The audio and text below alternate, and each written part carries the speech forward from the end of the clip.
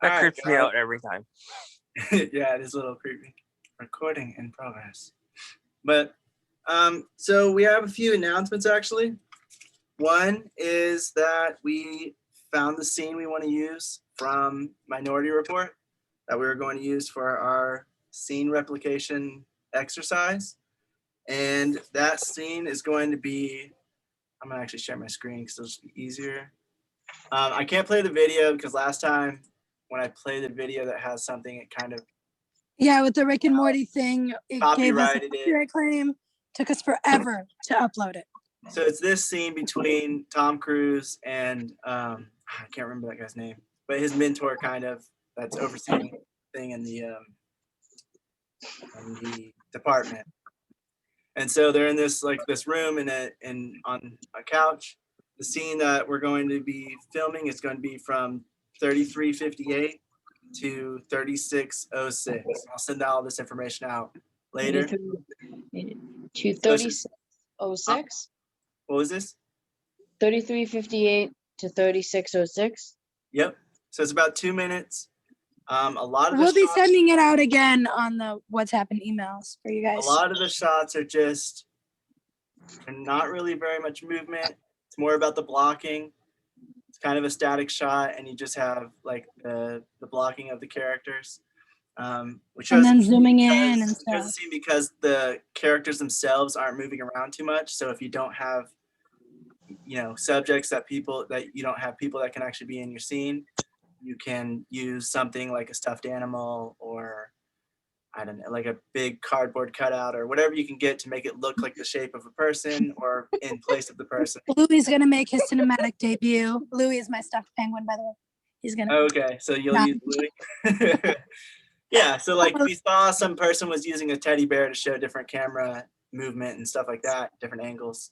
So it'll be kind of like that, like whatever you have access to, whether it's a phone and that's all you have, whether you have an actual camera, if you have people that can stand in for you, or if you want to hire actors to do it, however you want to do this exercise, it's mainly just about the setup, the framing, and where everything is and how everything goes together when you're cutting it.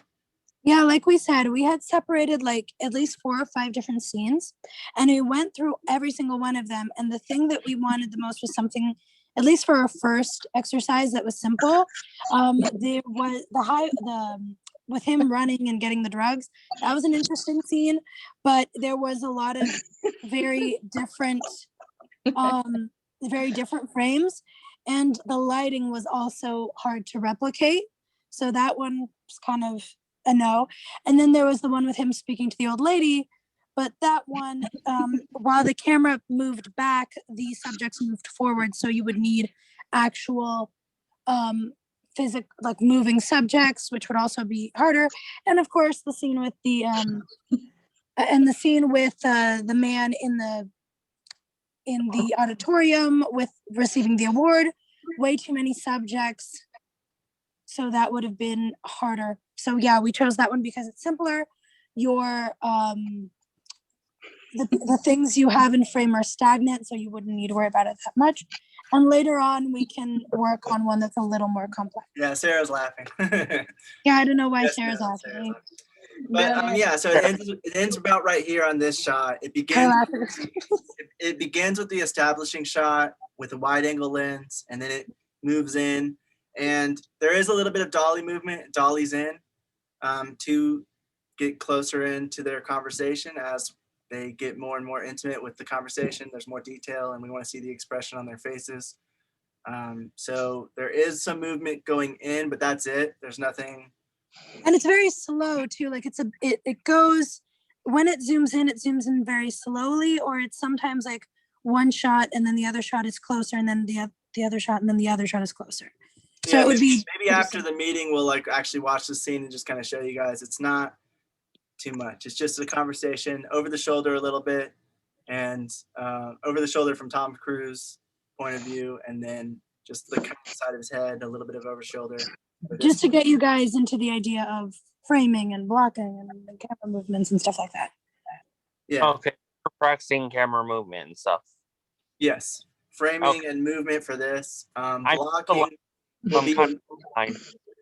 will be more of a centered focus on the next exercise we do for this kind of thing, which means you'll probably need some kind of moving subject somehow to get it. But for this one, it's just about framing and the slight dollying in movement. Brian's ghostly self has appeared. Is Brian here? Yeah, he's the one doing the ghost noises. Ah, okay. No, it's not. Okay, I fell asleep okay, with you guys last night. I'm sorry. That was me. Oh, I love Tom Cruise. Oh, okay. I'm sorry, Brian. But yeah, so we'll send this information out to you guys, and just make sure everyone's on the same page, and we'll email it to everybody too. Brian, after the meeting, I'll tell you all the how Jorge was crap talking you. I'm kidding. So this replicating the scene. Yeah. Now that Brian is here, I'm gonna leave, guys. See you guys.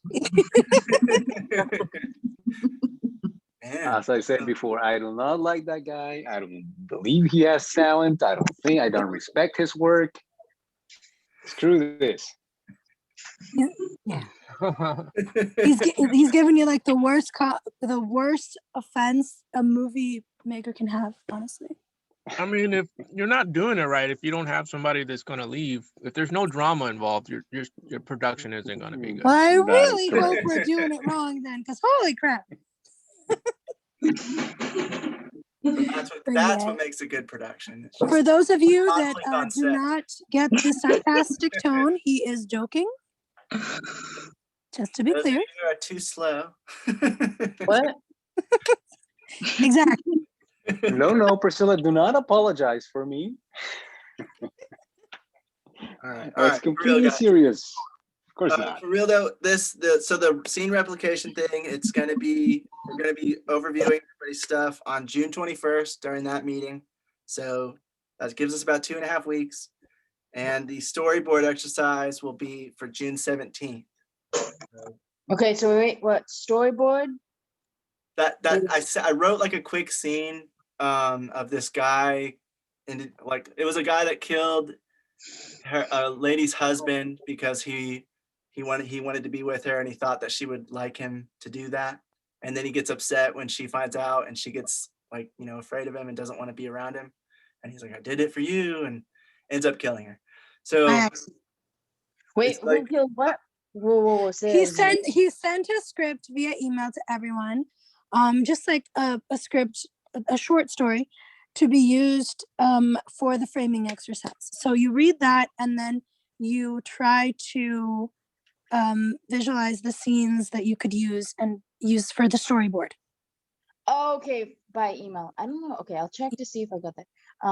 You let us know if you didn't. We'll resend. Yeah, if anybody didn't receive any of the information, let us know. I didn't. Okay, so we have the minority report, we have the storyboard, we have the one room, one light exercise. No, Right. that's in- only That's in the screenwriting thing. that's only not for part of the- screenwriting, and you don't have to have one light, Sarah. That was just like what the cinematography book said, but it only has to be one room. So Right. in the main meeting, the Mondays and Thursdays meeting stuff, we have the storyboarding exercise due on the 17th. I sent out an email. It has a short little story I wrote. It's not that great, but it's just to express what a story would be like, how to capture emotion. So on June 17th, we'll be going over those. So if everyone can have theirs ready by then, if not, if you can get it ready at some point before the end of the semester, we'll probably overview it at some point. But June 17th is when we're actually going to dedicate time to it. And then replicating this scene that we're talking about here is due June 21st. So it's 2.5 weeks since we announced the storyboarding exercise. That's 2.5 weeks since then will be June 17th. And then 2.5 weeks from now, when we're announcing this replicating the scene thing, it's going to be on June 21st. And as for the screenwriting exercise for those in the screenwriting group, which is like the one room short story exercise, we're presenting either our ideas or first drafts tomorrow, and then we'll probably present our second drafts next week, or depending on how the schedule goes. We're hoping to do it next week. Oh, and but that's I'll just see your progress. so we're writing. So for the screenwriting, what we're doing is we're writing a 2-page. No, it's 3 to 10 pages. It has to be set in one room. You can have the camera the camera can only be in that one room. So let's say you have a door or a portal. You can't show what's outside the door or outside the portal. You can only show, them coming in or going out. No, that's fine. Okay, that's fine. So that's the screenwriting one. Sorry, there's I also the also- cinematography one, right? The light and the dark exercise. That The too. cinematography one we sent for those of you that want to do it. It's not like obligatory, it's just optional for the ones in the book study. Like, oh, this would be cool if you guys want to do it. But at the end of the day, you can just give an idea for a story with that one light. You don't have to write it out because it's just to get us talking about cinematography because it's for the book study. Yeah, all right, we're kind of getting all over the place. I just want to be making it clear for everybody in the main group that's only in the main group, Mondays and Thursdays. I just wanted to explain because Sarah was asking, and No, I know. I just want to make sure Sometimes not I to give just need everyone a- information overload. if No, you I have, know, but I just need a recap so it's all in one place. Sorry, thanks. yeah, No, I can I always, understand. if you'd like, I can write it down for you and send it via message for you after the meeting. I Please got send it. I that to wrote it me all as down. well. I'm very confused. Well, Daniel, you're only in the main group. That's why. Yeah, you you're don't know only in this the main information. group. Okay. That's why I'm trying Yeah. to bring it back. It's Mhm.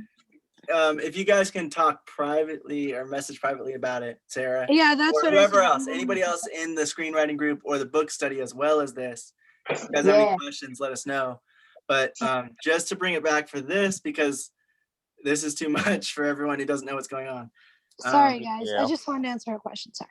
Well, so- I just want to jump in for a little bit, and I want to say that Lakota just noted, pointing out that you shouldn't undersell yourself. I read the exercise, and I think the screenwriting, well, the storyboard exercise that you sent, Uh-huh. and I think it's very effective, and it's very good for an exercise, and it's very good, and I think it's an amazing job that you're doing here, Oh, thank you. I appreciate it. helping the group out. So Thank you. I just want to say that. No, I'm kidding. And Priscilla. Hunting for compliments, Priscilla is. No, all right. Did you write that, Priscilla? Appreciate it. No, I wrote other things. I'm just saying that it's a group effort, people. No, I was joking. No, it is, but I was it's just nice to joking. be appreciated and No, whatever. Coda does I a lot. agree. Coda does a lot. Like he does. He deserves it. Thank you, Jorge. No, Oh. and how you guys keep the group in check is very interesting to me, and I can see definitely see some leadership qualities, and that's very good. It's I think it's important to have when you're dealing with, especially with film and with large groups, getting group in control and all that stuff. I believe it's a huge quality to have. Yeah, I think he's teaching me a lot because honestly, I suck at the whole leadership thing. I hate hurting people's feelings and whatever. I feel like but I disagree. I think you're good at it too. You just have a different approach at it. But anyway, before we keep going on this, I just want to step back. Everybody, forget what you just said. I'm going to say it all again a little quicker and just more. this is just about the main meeting. Anyone that has Yes. any questions about the screenwriting exercises, Okay, Priscilla, Text me. you're mentioning that again. It's going to confuse everyone again. Thank I you. just said text me. So, That's all I said. just to rewind, everybody, forget everything you just heard. For this group, right now, what we have is for hands-on experience, hands-on work. We're going to be doing a storyboard exercise. I sent out an email that has a short scene written out that has some emotional impact, so you can kind of fiddle around with how you think that emotion can come out on screen. Think about all the things we've been learning throughout these weeks, theory-based, and how you would want to apply it if you were going to go out and film this scene. And then you're going to take that. In the email itself, there's plenty of ways of how you can get a storyboard. You can create one from scratch. You can buy a book that has it. You can print out some from something like Studio Binder or No Film School or one of the websites that offers a free template. And then you'll have that storyboard, and you can draw in the shots that you want to have happen in that scene that you feel like portrays that emotion. Stick figures are okay. Well, yeah, stick figures are okay. If you can't draw, there's also digital versions you can do. There's free. I have some apps I might send to the group this week. I also have that in the email. There's some websites that are known for doing free storyboards. I'm not exactly sure how free they actually are. You know, they might be like, you can do one and then all of a sudden you have to pay. So I'm not exactly sure what the amount of free is, but I do know they are the ones that claim they are free. I have done it one different way. It's a little more difficult, but there is another way I've done it before. For storyboarding? Yeah. What's that way? Again, it's a little more extreme, but like sometimes I'll just get pictures, like I'll get pictures of like people and stuff off Google and just cut them out and just like make almost like a comic out of that. That works too. Yeah, that's a good idea. So you can get creative with it. The only thing you're trying to do with a storyboard is just to portray to yourself and to others. If you were working with other people on set, you want to like show what you're trying to go for, what this scene is going to kind of feel or look like. And that way you can work off of that to get an idea. It's a guideline. It's not, you know, set in stone. It's just an idea for what it's going to be like, how it's going to play out, how many shots you might need, and things like that. So what kind of shots you're going to use, that kind of thing. No, that makes sense. So it's just to kind of show people like what you are going for with it and giving them a visual representation.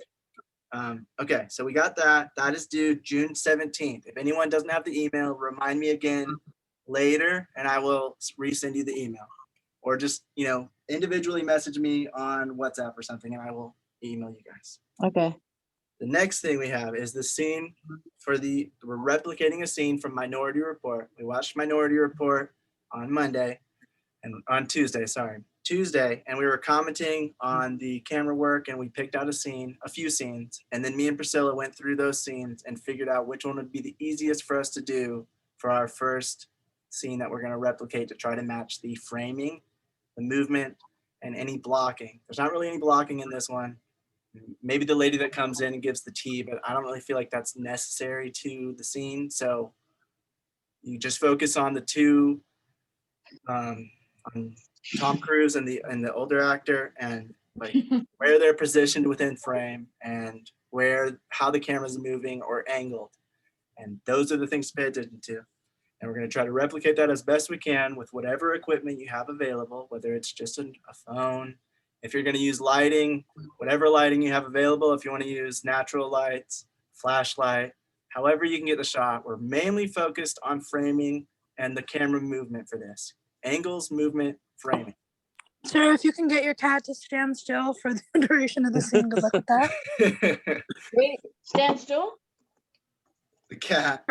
For that scene, if you can get him to stand on a couch still for that scene long enough, there you go. Well, I mean, okay. So this replicated Duct scene tape is into the due chair. June 21st. We'll be going over, we'll be watching people's stuff, we'll be commenting on it and leaving. Okay? So those are the two exercises we have right now for hands-on experience, as well as the rest of the stuff. I can't hear you over the laughter. 1 second. I know, Sarah, why are you laughing? If you're gonna laugh uncontrollably, babe, mute yourself for a little bit. Okay. All right. There we go. We're gonna learn about a shot list today, and we'll do a shot list exercise later on. I just want to mention that we'll do that, but it's not going to be it's going to be after the storyboarding exercise sometime weeks later. So don't worry about that right now, but just mentioning it if anyone has questions about it. Are you gonna mention the surprise? Yes, I was getting ready to mention, me and Priscilla came up with an idea. We are going to give out at the end of the semester $20 to the people that, it's kind of like a contest. The person who is the most communicative, they are the ones who say when they can or can't make it, that when they're going to be late, if they have to leave early. They are the ones who are reading the emails and messages, and we can kind of tell that they're actually reading them and communicating back and forth with us on what's happening, so we know if they're coming, if they're not, if they have to be out for 2 weeks, whatever it is.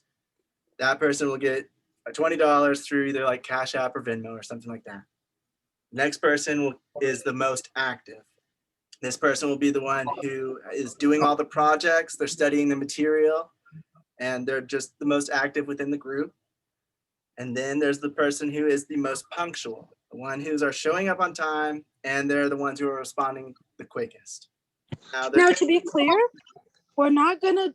Don't feel bad if you don't get it or anything like that. This is just an incentive for you guys to. And we know that a lot of you are busy and work hard, and some of you can't do all this, and that's completely fine. We just thought it would be a fun incentive because we know it's like a psychological thing. When there's money involved, humans tend to be a little more. What's the word I'm looking for? That's wrong. I used to think that, but no. Like you could pay people and people will still show up late. People will still call out. People will do this. Yeah, definitely. We understand that. I'm going through it right now. Like I'm doing a production, and you would think like I'm paying my actors and I'm paying my crew, and you would think like I'm putting money up that people would, you know, I wouldn't get people that's gonna waste my time. I still find people that waste my time. Definitely, but more often than not, it's a good incentive to get at least people that are already doing it to put in a little more effort, type of thing. What's it called? That's true. What's the incentive? Sorry, I missed that. Money. $20 through Cash App. Dinero. Cash App or Venmo.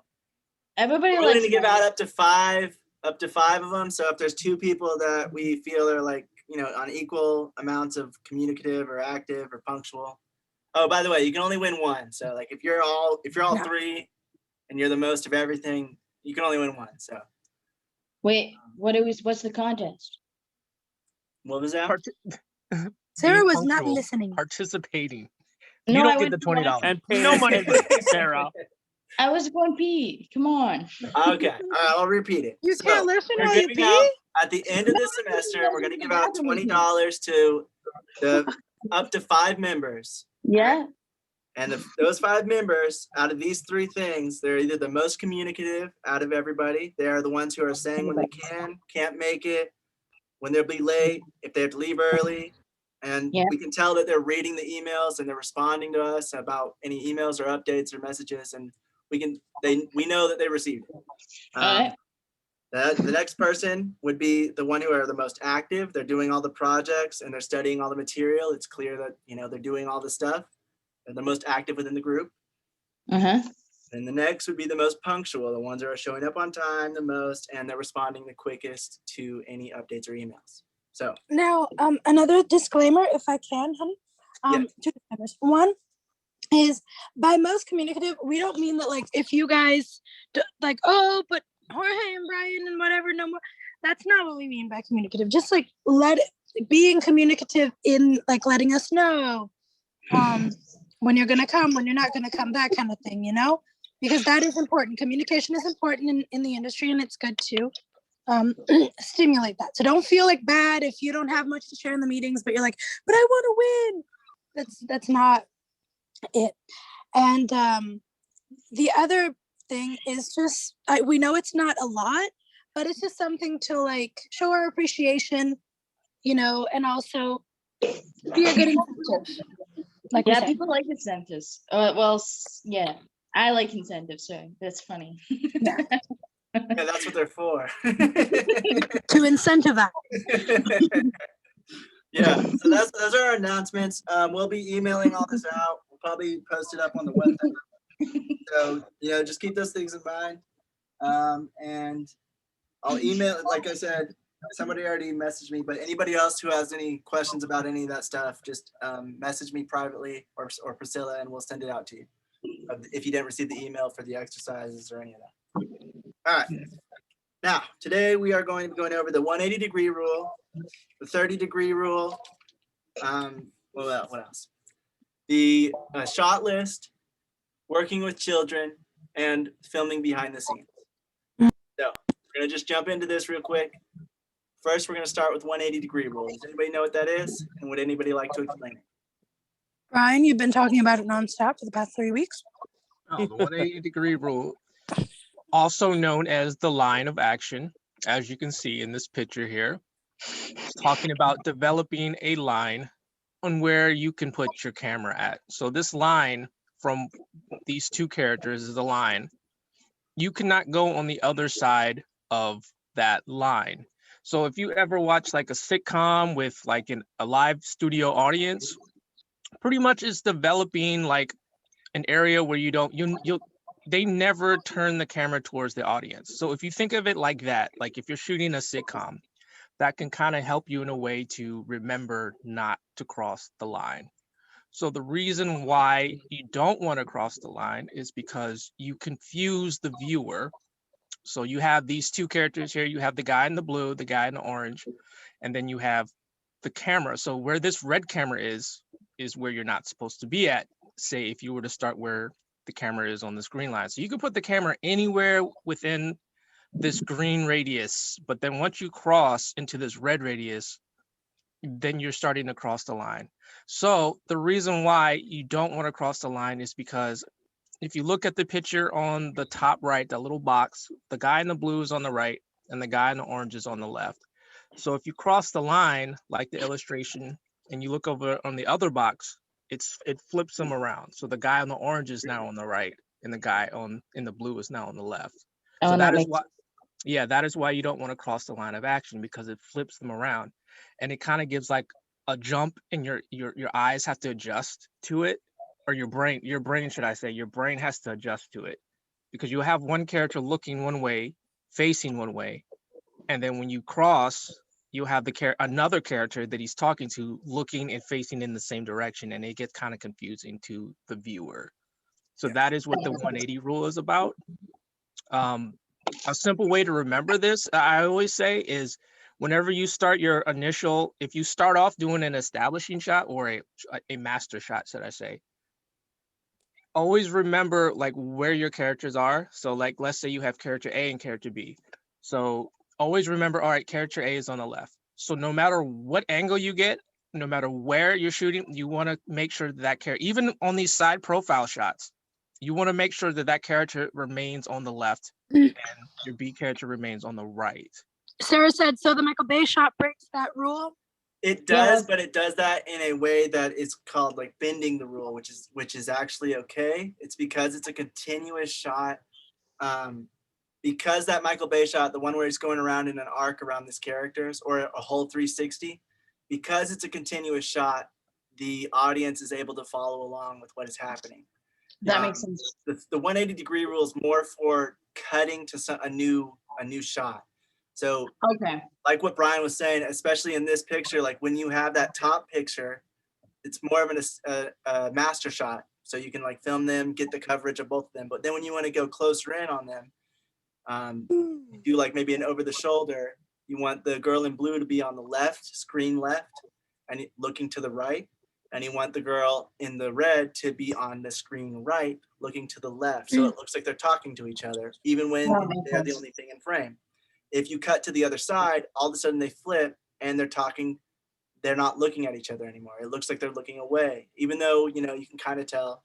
And there's certain ways to bend the rule, but there's also certain reasons you might want to bend the rule, break the rule on purpose, and give that jarring effect.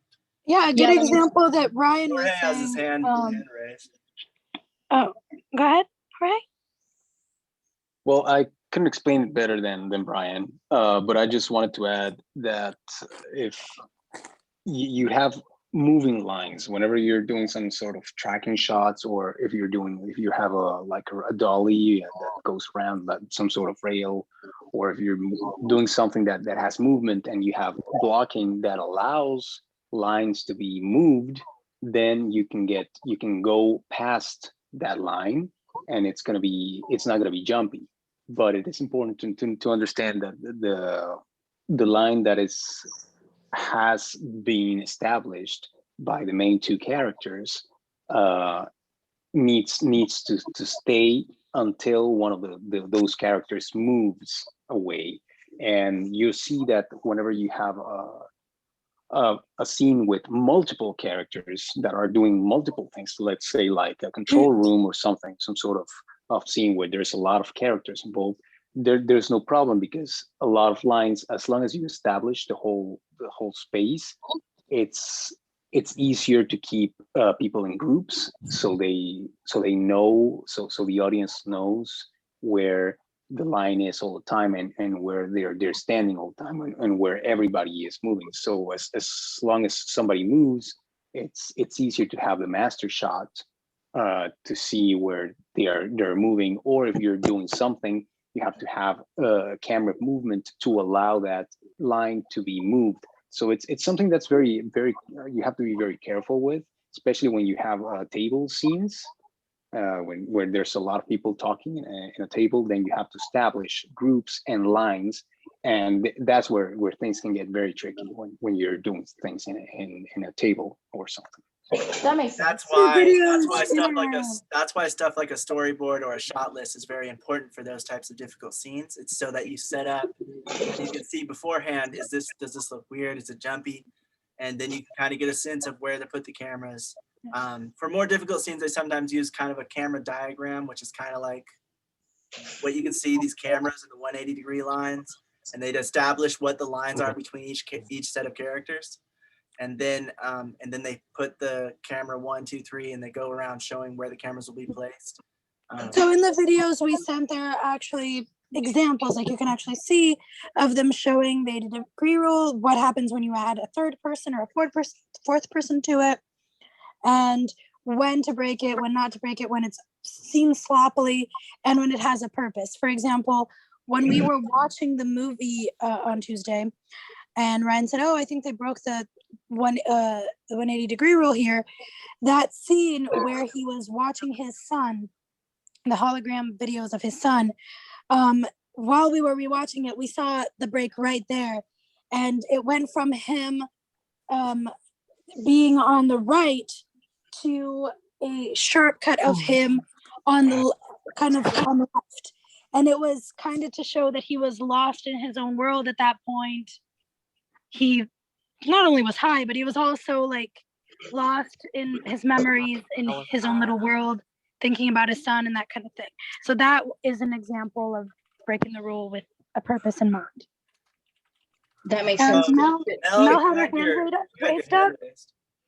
Mel had her I hand did, raised. but I mean, I think most of it got covered, but yeah, it just seems more like that with the like what you guys called the Michael Bay shot, where it's arcing around a certain thing. That seems more like a shot where it's focusing on like a specific singular subject rather than the 180-degree rule, which is more for like when there are two or more subjects that you're kind of switching between. Well, the Yes. thing is with the camera movement, it's all in one take. What this line of action is referring to is when you're going to be cutting from one shot to the next. So like if you're doing a circular motion, it's all in one motion. So that is a good way to, like, if you have to cross, there are times when you, like, let's say you're in a room and you need to get to another side of the room, but to get over there, you have to cross.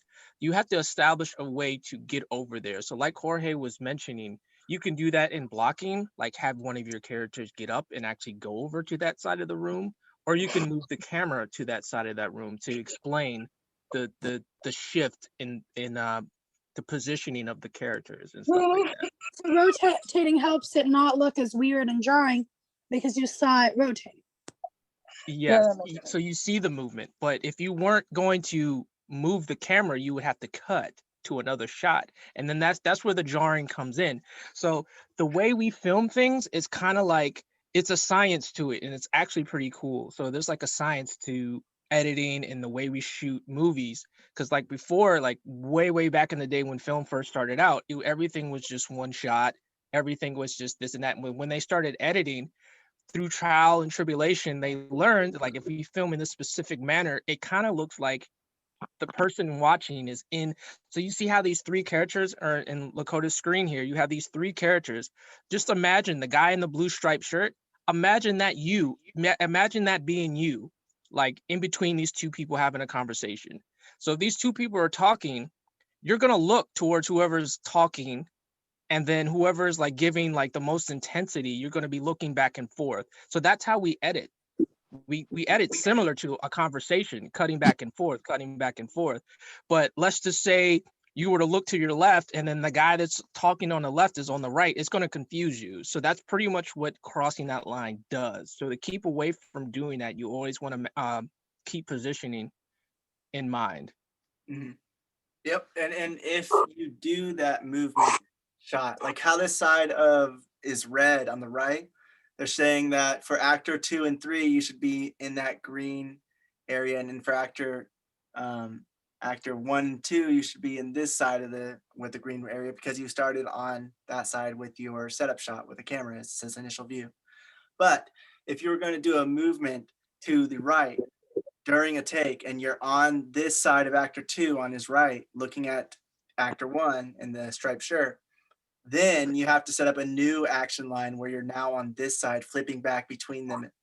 So it's very important if you're doing movement across the line that you then have all the rest of the cuts for the scene on that side of the line, because otherwise it's going to have the same effect. It's going to be jarring if you go back to the green side of the line, because that other side of the line is now going to be the new 180-degree line if you move it within the frame, within the shot. So feel free to correct me on this, but like when we were watching the movie and there is a 360 scene when gosh, I'm terrible at names, but the detective guy was talking to the older man, and he was on the right and the old gentleman was on the he was on the left and the old gentleman was on the right, and then it did that spinny 360 movement so that he could walk out of the thing. Was that so we wouldn't have like just a sharp cut to him leaving, or was it just to look cool at that point? I guess it was just to look cool, but like the whole purpose of the cut is to go from one person to the next. So if you go to the next person and they're not where they're supposed to be from that original shot that you started with, it's going to look jarring. It's going to look weird. Gotcha. So if the gentleman on the right was still on the right when they did the camera movement, then it probably had nothing to do with, I mean, it just other than just looking cool or revealing a door or saving them some time from having to it could be a lot. Gotcha. Because I did see it used wrong a lot, like them showing how certain directors will try to break the rule to look stylistic or whatever, and it'll just look ugly and weird. And sometimes it'll look good and it'll like have a purpose, like to make you like to show an emotion. Yeah, just like anything with film, it rules are there for the main majority of everything, but there are certain moments where you might want to break that rule if you want it to be jarring. If the character is realizing something they never realized before, maybe you want it to be jarring. Maybe you want to show that with a break of the 180-degree rule. That makes sense. But the hard thing is making it not look sloppy and actually making it look purposeful. Making it look purposeful and not as an accident is the main thing. Yeah. Now, when you're shooting car scenes, you're going to cross there's no way you can shoot like a car scene without like crossing that line. If you're going from like a shot where the driver is driving and then the passenger, unless you're shooting from the back seat. But and then even if you're shooting from the back seat, if it's a small scene, you can get away with it. But like if you're doing the whole side profile with the camera in the passenger seat and the side profile with the camera in the driver's seat, you're going to cross. Or if you even do like a hood shot with the camera outside of the car, you're going to cross the line. Like there's just no way the way, because both of the characters are going in the same direction and the car is going in another direction. So it's just, you're going to cross when you do car scenes. So there's sometimes where you just can't avoid it and you have to just bite the bullet and just cross. But for like basic dialogue scenes, that should be like the thing you should focus on trying to keep it. And it gets real difficult the more characters you infuse inside the scene and the more movement you infuse. But for basic back and forth talking, like that's something you can try to avoid the most. They did say it doesn't matter as much when you have only one subject. Like you can bend it a little bit more. Oh yeah, like if you only have one subject, it doesn't really, because you're just following that subject, you know where he is. So I mean, it's not like too hard of a cut, like from front to back every 5 seconds. If you take that shot that I was talking about with the movie we watched yesterday, with Tom Cruise was watching the hologram. To me, like you guys explained it as like he was looking distorted. To me, it just looked like, they just wanted it. They like, like when you're editing, you get kind of like cross between like, oh, I like this shot, because I've done it in one of my films. Like I had two shots that look really good, and I was like, I really want to use both of them. So like I cut away and then cut back, which was a cross, but like because I had that cutaway, I was technically not crossing, but it just kind of looked like I was trying to save both shots and have them both in the film for whatever editing purposes. And you think that was the purpose? To me, that's what it looks like, because I've done it in my films before. So I'm just like, well, they just wanted to use both shots. Like, I don't think, you know what I mean?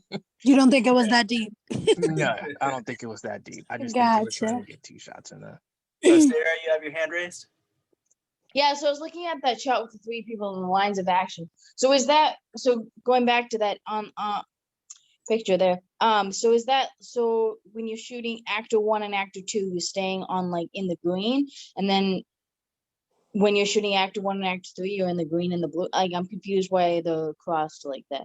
Okay, so when you're doing actor 1 and actor 2, their green line would be that action line 1. Everything on the green side of that would be okay. Okay. Because your initial view, you're starting out, you're establishing the scene with actor 2 on the right, actor 3 on the left, actor 1 in the middle.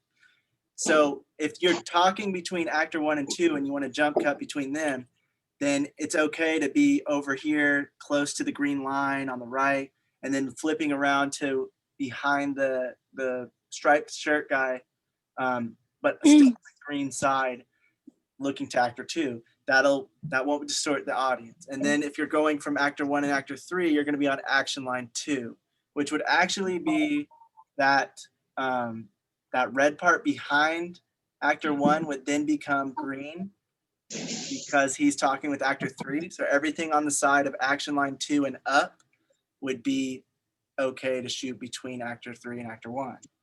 When I was first learning this, it felt like math, and it started to hurt my head, but now I get it. Jorge had his hand raised earlier, so sorry, Sarah, were you finishing your thought? Yeah, no, that makes sense. That's what I thought, but I just wanted to confirm that I was correct in thinking that. Mm-hmm. Okay, that helps clear it up. Perfect. Thank you. Cool. Yep. So Jorge had his hand raised. Some of the videos they were talking about, so there's ways you can bend the rule, like Brian was talking about. You can do a cutaway. If you cut away to a random object or to something like that, you can then break the line, and it's okay because it's not directly after you were on the other side of the line. There's something in the middle, so you're not going to remember it as well. So it's not as jarring. And then there's also a thing called a neutral shot. It's when the camera is actually on that line of action. That makes it a little easier to then cut on either side because the camera can go either way. It's on the exact line.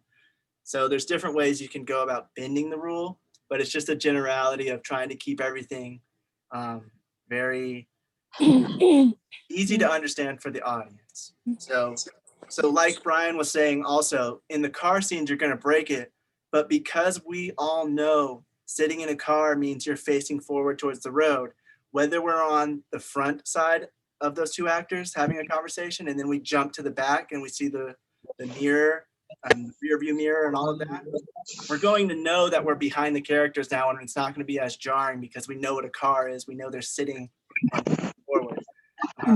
That's why it's not as jarring. That's why it could be a lot more. But for general dialogue scenes where they're just standing and there's a background behind them of a building or a forest or whatever it is, if you jump to the other side of that, it's going to be a lot more jarring because now that background's different. The characters are in different places. Everything's not how it was, and it's very confusing and weird. Yeah. So Jorge had an example of him crossing the line, he says, and he had his hand raised and then it went down. So I was trying to get to him. I don't know if you want to see that example right now. I have it right now. Sure. But let me just here, make sure I can let you. No, I can't. I'm gonna send you the link. Oh, okay. Oh, because if it's like a copyright thing, we can always watch it after the meeting. No, that's my film, so it's not. Oh, okay. We have permission to show it, yes. Yeah, I have releases from everybody, so it's my film. It belongs to me.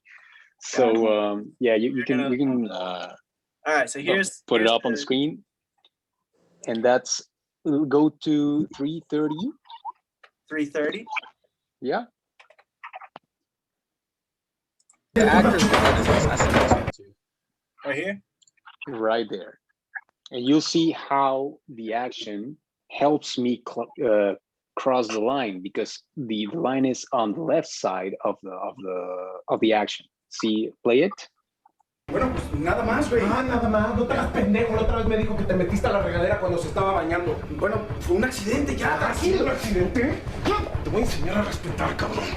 You see, that's where we cross the line. Yeah. Stop. Oh yeah, that was super cool. Stop. So yeah, I mean, if And you want it's to watch that- the whole film, we can watch the whole film, but it's not. That's the end of my point. So you can use the action with the actors, use them to move the line, because I changed the line when I moved the actors, and I moved the camera around. So that's how you change the line. And it's just right barely there. I'm barely at the edge of the line when he goes on the bed, when he gets thrown on the bed. I'm barely at the line.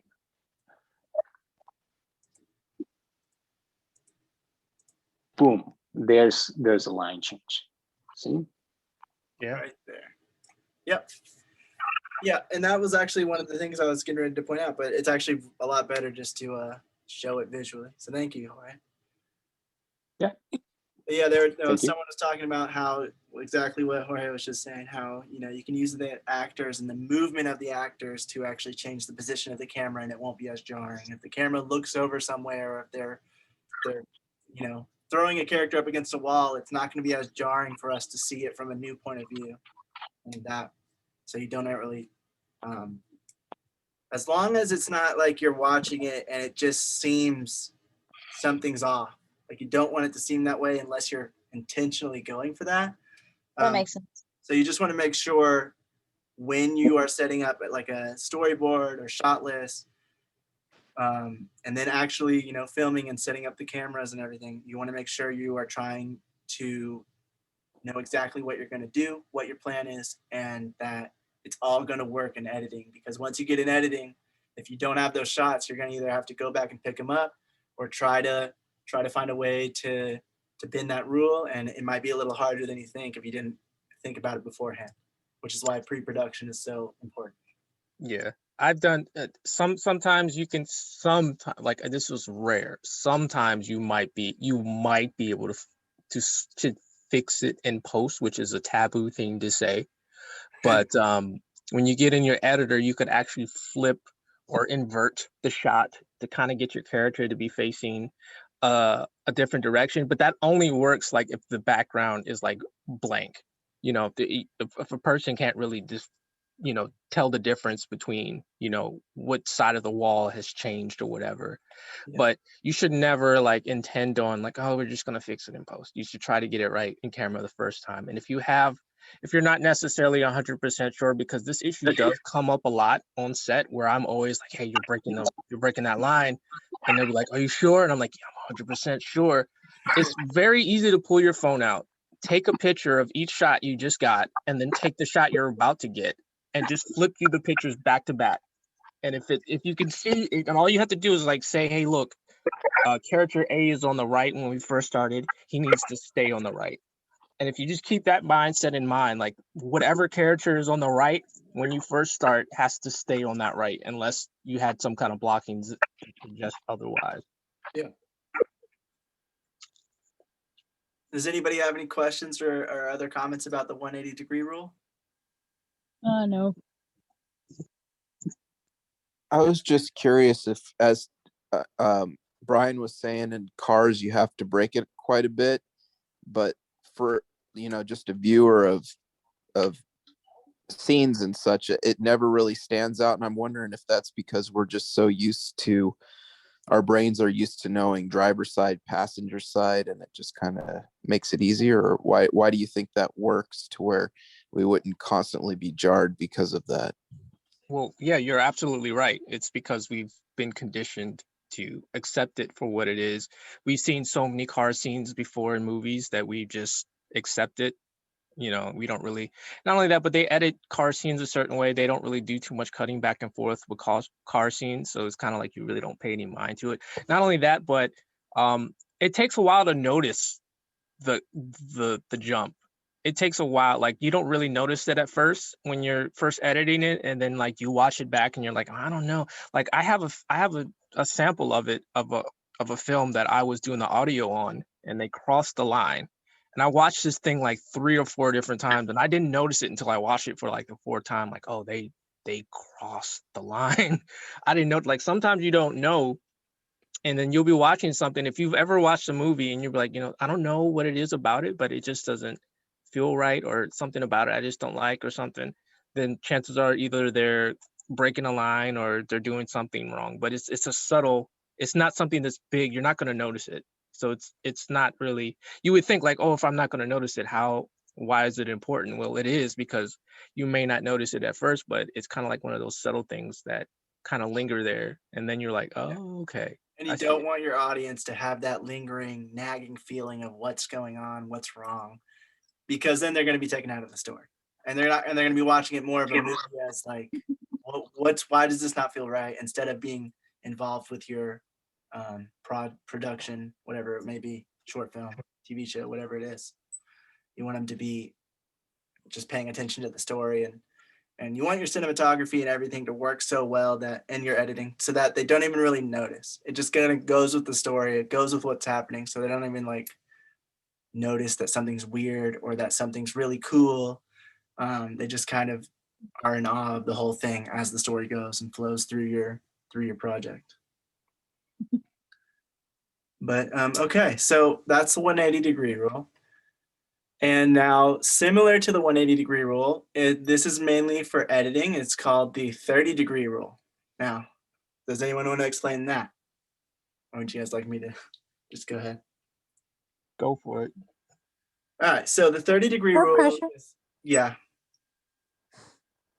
What? I said no pressure. Oh, they said I have a question. No. It's just messing with you. Gotcha. All right, so the 30-degree rule is kind of like the 180-degree rule in a way, where it's like you want to keep it on the same side. This is more for once you get into editing, but you want to make sure you are setting up your cameras in a specific way on set so that you don't have this problem. And the problem is, if the 30-degree rule is something about keeping the cameras at least 30 degrees apart when you are cutting between them. The reason for this is because if you cut, like let's say where these cameras are, they're on the 30-degree line, they're 30 degrees apart. So when you cut from this subject, one's probably a little bit more of a close-up and one's probably a little bit more of a wide shot or a medium shot on her. So it's not going to look that bad. It's going to cut together pretty well and flow. But if you had this camera on the tripod and you moved it about in that middle, it's going to look a lot more like a jump cut, and it's going to look a lot more unprofessional because it's going to there's not enough of a difference.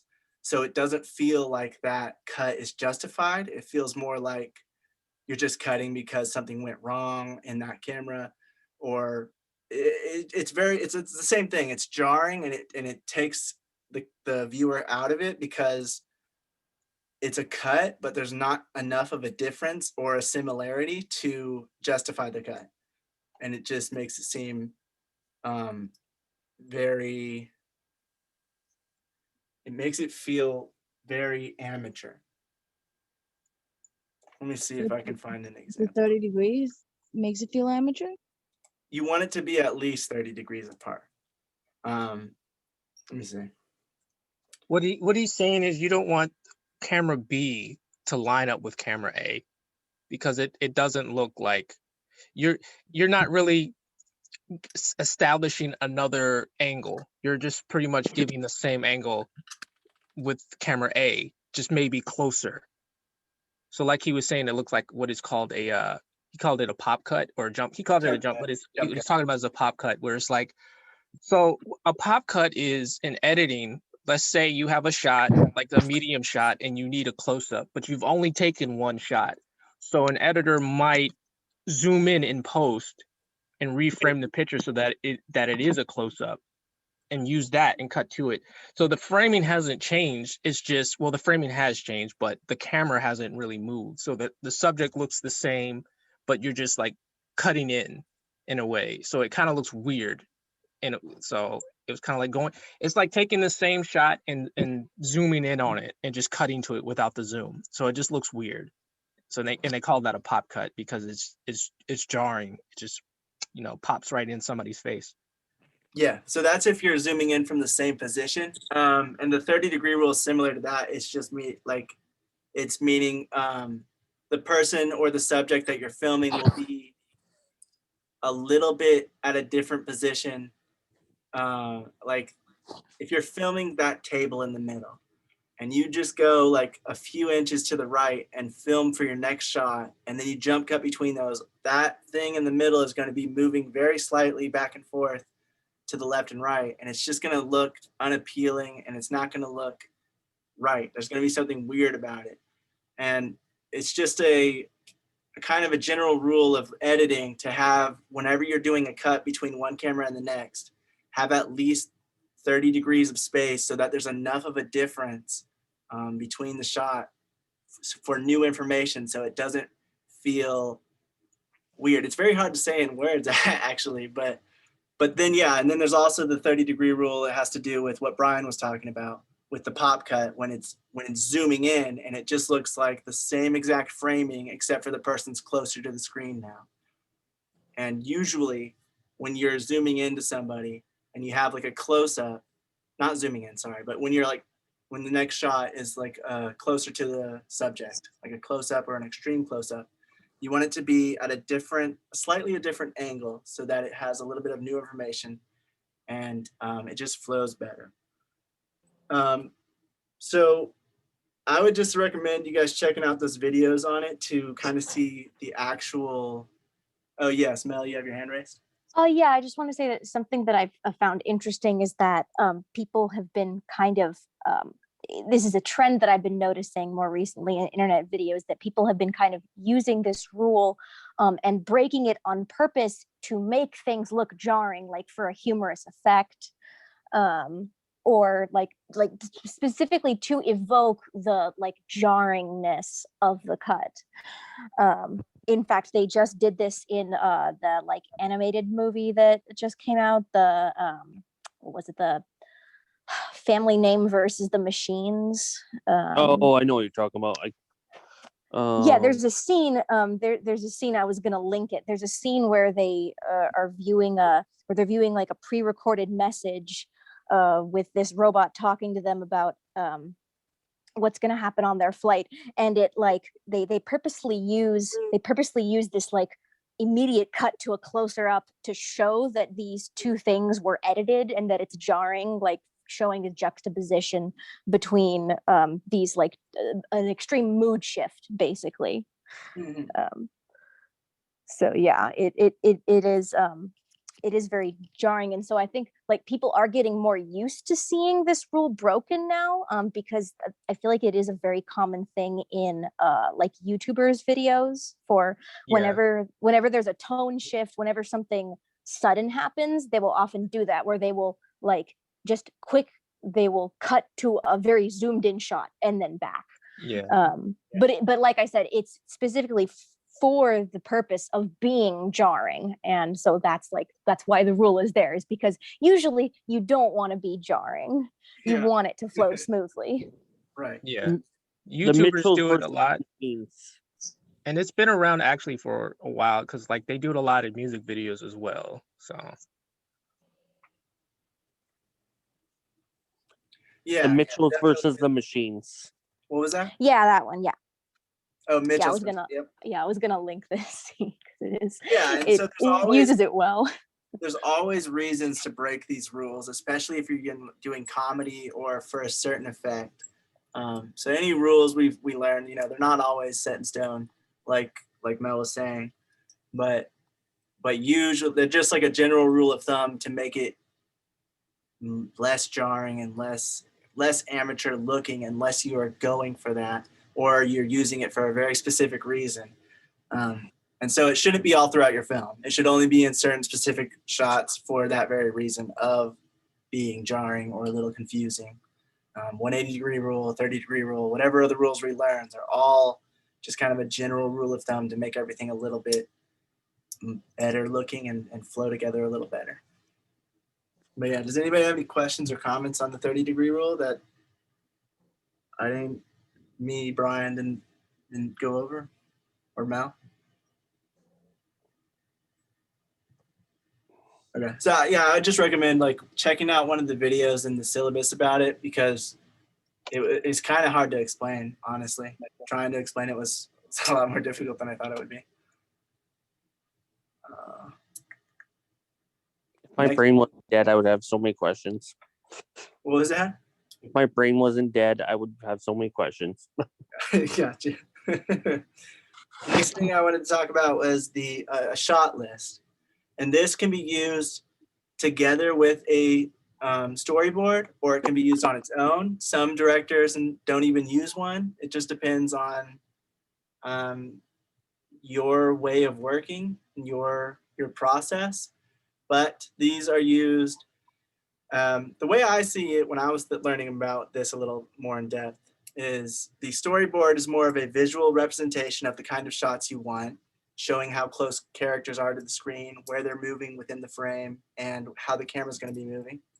And then the shot list is kind of more, it's kind of a similar but more of a technical way of looking at it, where you're looking at, like, you're writing it down, you're making any notes you need, and you are kind of looking at it from more like, what kind of lens would this need? What shot number would this be? What angle? And what's the movement? And you're writing it down instead of just visualizing it. You're kind of explaining what it is, if it's interior or exterior, what kind of shot it is. Is it a WS, wide shot? Is it a very wide shot? Is it an extreme close-up? Or sorry, medium close-up for MCU? You know, stuff like that. And you're just kind of describing where the angle is, how the camera moves, what kind of audio there is, what the subject is. And when you're making one, you can kind of add whatever kind of, whatever columns you want with whatever kind of information. There was somebody who was saying that they like to add a kind of like a check mark column, where they actually bring it on their set. And when they're filming, they check it off as they go to make sure they're getting all the shots that they were wanting. And there was others that said they try to keep it as minimal as possible so that they have more freedom to work on the set and they're not stuck in one way of doing it. It just depends on the process you want to do. But it's just to kind of help give you a representation of what kind of shots you're going to need, what kind of equipment you might need, lenses, camera, and just what kind of shots they are. And because you see all of this information, you use all this to create the shooting schedule and to create the I can't remember what it's called, but it's like the way you're going to set up everything on set. So Blocking? Is it blocking? I think so, yeah. Like the order of things you're going to do is what I'm trying to say. Because, okay, so in film, things aren't shot exactly in order of the script. Usually, even within a scene itself, you're usually capturing the different shots based on what side of the room you're on. So if you're going to take a shot and you're going to film if two characters are talking to each other, you're going to set up the lighting for one of the characters and you're going to take the shots, or you're going to set it up for both if you're doing like a master shot. And then you're going to kind of maybe adjust the lighting a little bit to give it a more personal feel for the one character when they're delivering their lines. And you're going to take all those shots. So you might cut back to them 3 times within the scene. And then you're going to move all the stuff over to get the other character's point of view from whatever shot you're getting from them. So if it's an over the shoulder, you'll set up your lighting to reflect it and make it look like the master shot, or a little more, I don't know, you might color their face a little more if you feel like the master shot wasn't doing it right.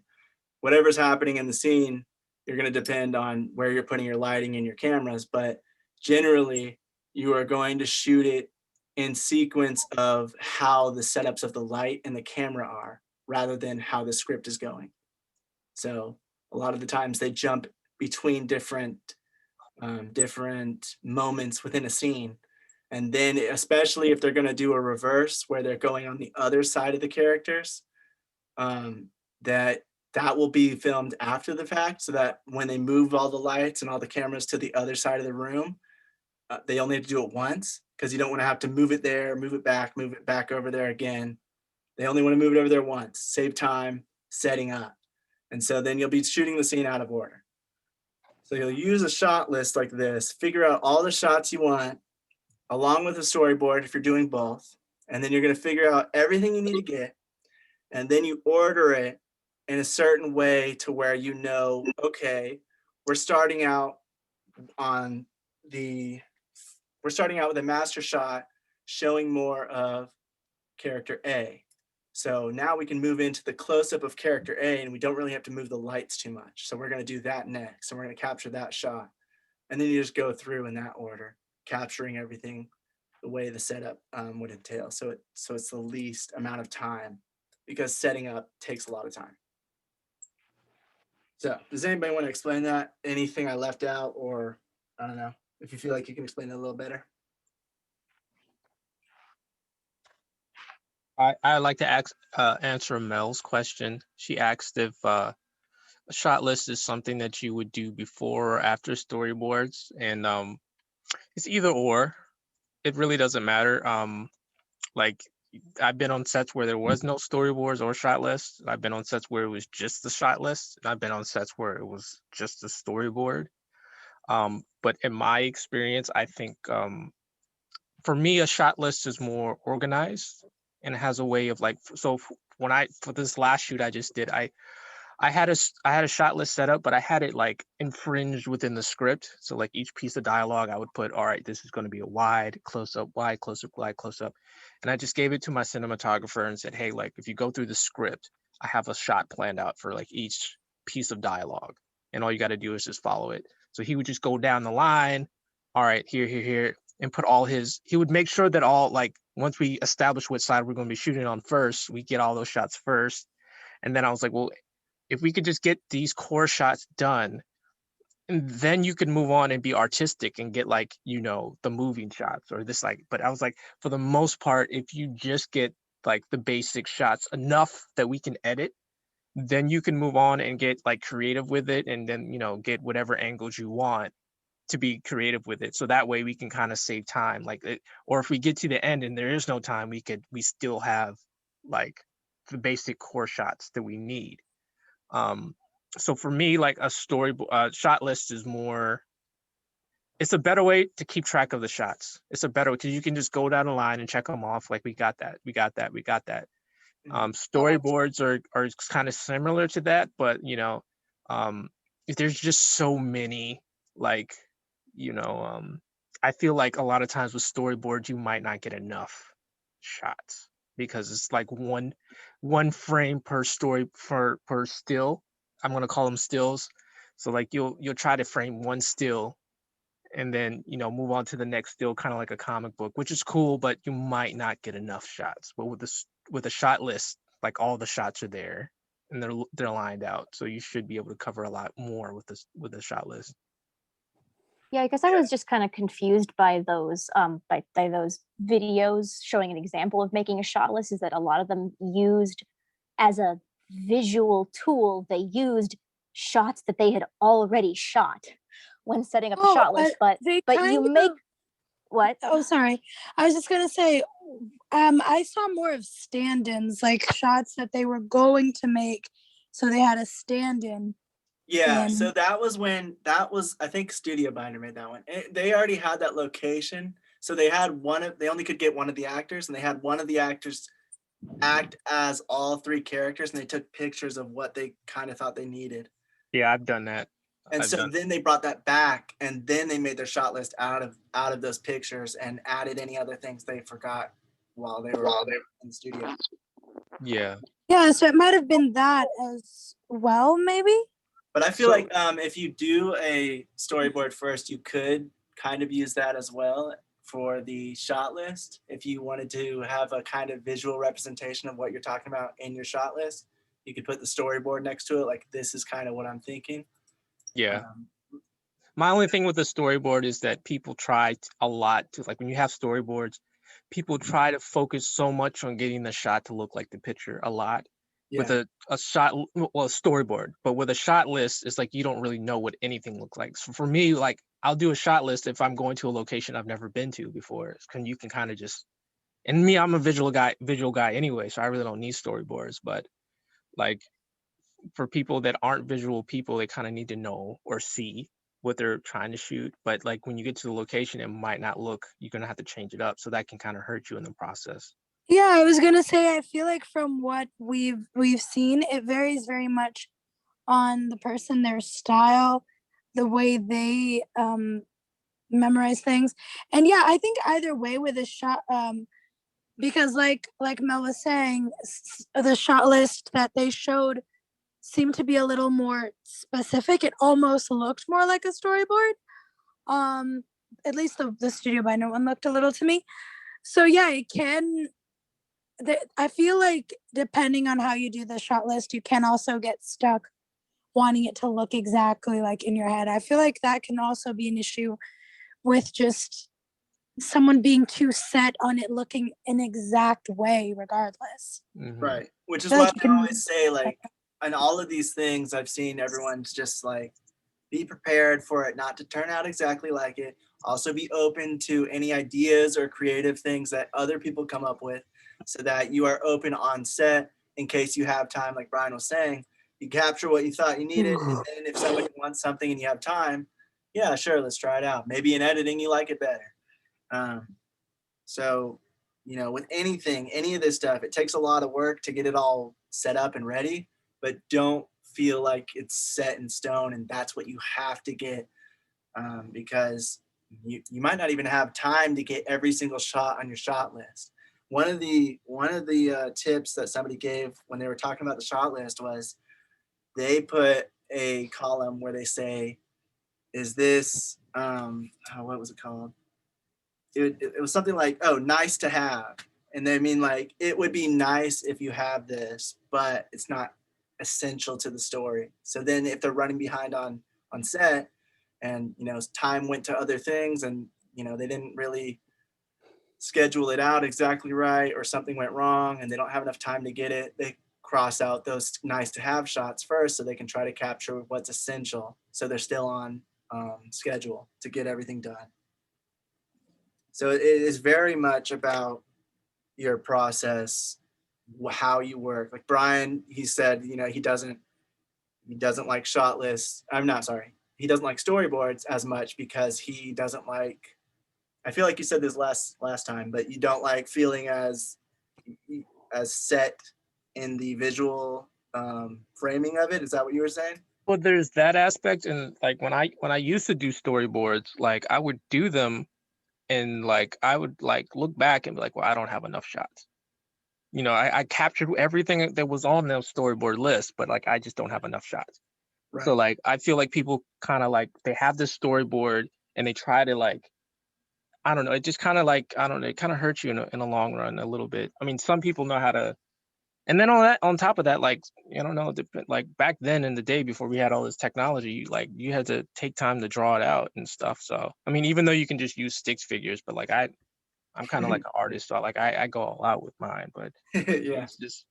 it's just like, you know, taking the time to actually draw it out and do it and make it look the way you want it versus like having this list of like all these different types of shots, and like you can fit way more shots into a shot list than you can on a story. Well, I mean, you get what I'm saying. Like Right. a shot list is like you have way more on that sheet than you would on a storyboard sheet because you could only fit like 6, maybe 8 blocks Hey, or Bobby. blocks or whatever, you know, however many pictures you can put on your storyboard. And then, you know, you kind of get bored with it because, you know, you're going down the line, you're like, oh, I got more shots to get. But what the shot list is kind of like you get the most shots that you think you need the most of, and you execute it that way with the list and just check them off, keep it moving, you know? Yeah, so that's what I'm saying. So like certain people, different things. For me personally, I haven't really done this yet, so I don't know. But I feel like I would like doing both, just to kind of have a visual representation as well as a list of shots. And like Brian was saying, I feel like for the storyboard, they kind of try to say like 3 different shots in one. Like one of the videos was even showing that, like in a Jurassic Park scene, they were showing how they like drew a tiny little square showing the dinosaurs, and then a tiny square showing the kids, and then showing like how that camera would move within frame. So it was like, you know, that's like two different shots, because it's a close up on the dinosaurs and then it's moving over to the, you know, there's different amounts of shots you would get, but I feel like for me personally, I would like having the storyboard just for a visual representation, especially so I could show other people what I'm going for if I'm working with a different cinematographer. And then also having a shot list just to have that kind of like checklist and have more detail, technical detail, and just more shots that I didn't have in my storyboard. Because the storyboard, I feel like for me would just be more of a general overview of the entire film. Like one might be 5 seconds or 10 seconds, and I'm not showing every single frame because, you know, drawing it out takes a while. But within a shot list, you just kind of write out what you want. So Jorge and Daniel, what do you guys do? Daniel, you have your hand raised, so I'm gonna let you go first, but curious what your process is. Oh, if it's a short film, if it's like anywhere from 5 to 10 pages, I will do a storyboard. And if it's basically like a bigger film, like 30, 40 pages, maybe more, I will basically do the more important scenes, like the big scenes that have a lot of camera angles and stuff. I'll do a storyboard for those ones. But for the rest, I just follow by a shot list. Gotcha. But that's just like how I do it. Everyone does it different. Mm-hmm. And what about you, Jorge? Well, I haven't had the need to create a storyboard to present any projects to executives or anything like that. But my personal take is I started out doing storyboards. I used a software that's called FrameForge, and that's a tool that you can download, and you can move actors around and build sets and do a lot of things, and then you can move the cameras, because it would be so much easier for me to create virtual environments and then move that thing. It's like a visualization tool. So, but that's just one of them. Mm-hmm. But I remember that for the first film that I wanted to do, that I wanted to make, I did do some storyboard with that tool, and it was good. I had to learn the tool first, but it was cool. But the thing is, for me, it didn't really do a lot, especially because when I got to the film, it was confusing to me. I work so much better with just a list. And the thing is, I don't know if this works to my advantage or to my disadvantage. I think I'm gonna learn that throughout the years. But the problem is, whenever I get to a set, I normally think of new things that I could integrate into the story. So I try to be as faithful as I can to my shot list, but it's never, for me, it's never set in stone what's going to happen. So for me, it doesn't really pay off to create a storyboard. Gotcha. Okay, cool. Okay, so just going back to shot lists, there's a few notes that I thought were interesting that I wrote down from watching the stuff. And it was saying that usually you want to start your shot list, because you're using it on set. They usually start with, you know, maybe the wider shots, and then they start closing in and closer shots on whatever subjects, and then they do any reverse shots from the other side. And that's what I was talking about earlier when you're setting up for timing. So you don't want to move your lighting and camera around too much if you can help it. You want to try to keep it as close to as easy to move between shots as possible. So you want to start with your wides, go closer, and then go reverse. Not always, but you know, Generally, that's how that works. They say within a shot list, some of the things you might want to have is the shot number. And this is just given to each shot for a reference. Oh, this is shot number 1, 2, 3, 4. You know, then you cross them out as you go. And you know, oh, we got all the shots. We just need this shot. Shot 12 is all that's left, or, you know, whatever. And you're kind of giving a, keeping track of what you got, what you filmed and what you have.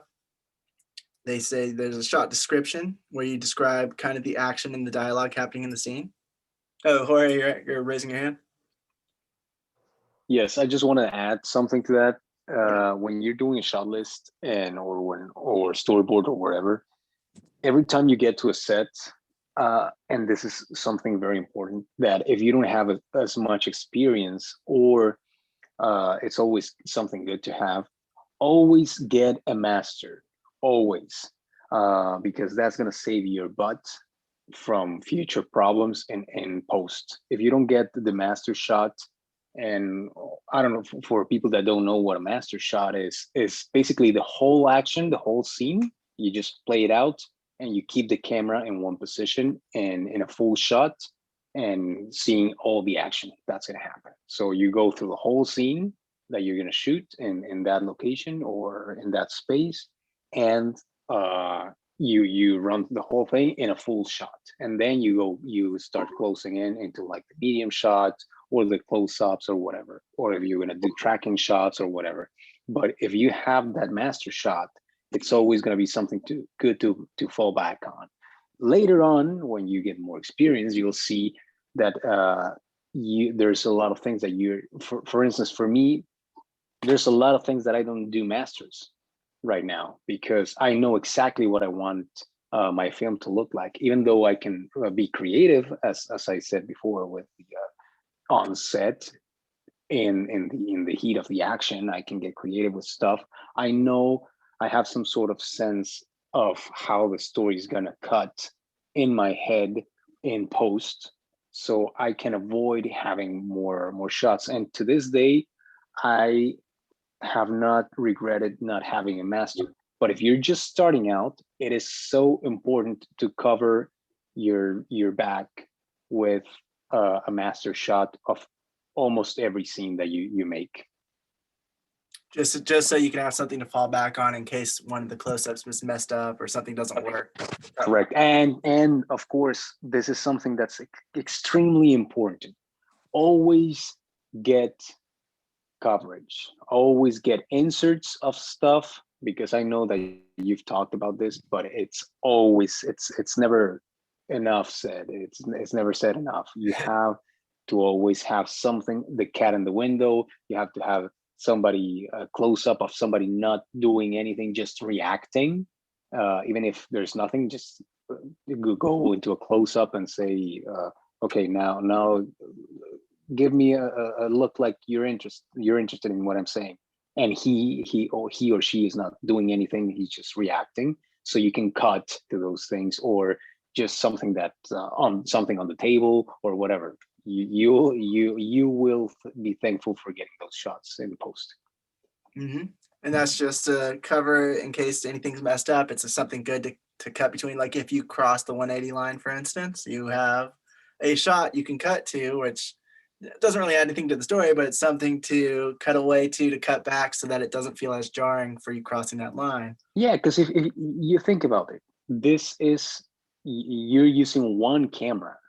So it's no matter how good a continuity your actors have, it doesn't matter. There's gonna come a time where the scene is not gonna cut. You're gonna be in trouble, and you're gonna see why. You're gonna say, why didn't I get that flat football in the field that had nothing to do with it?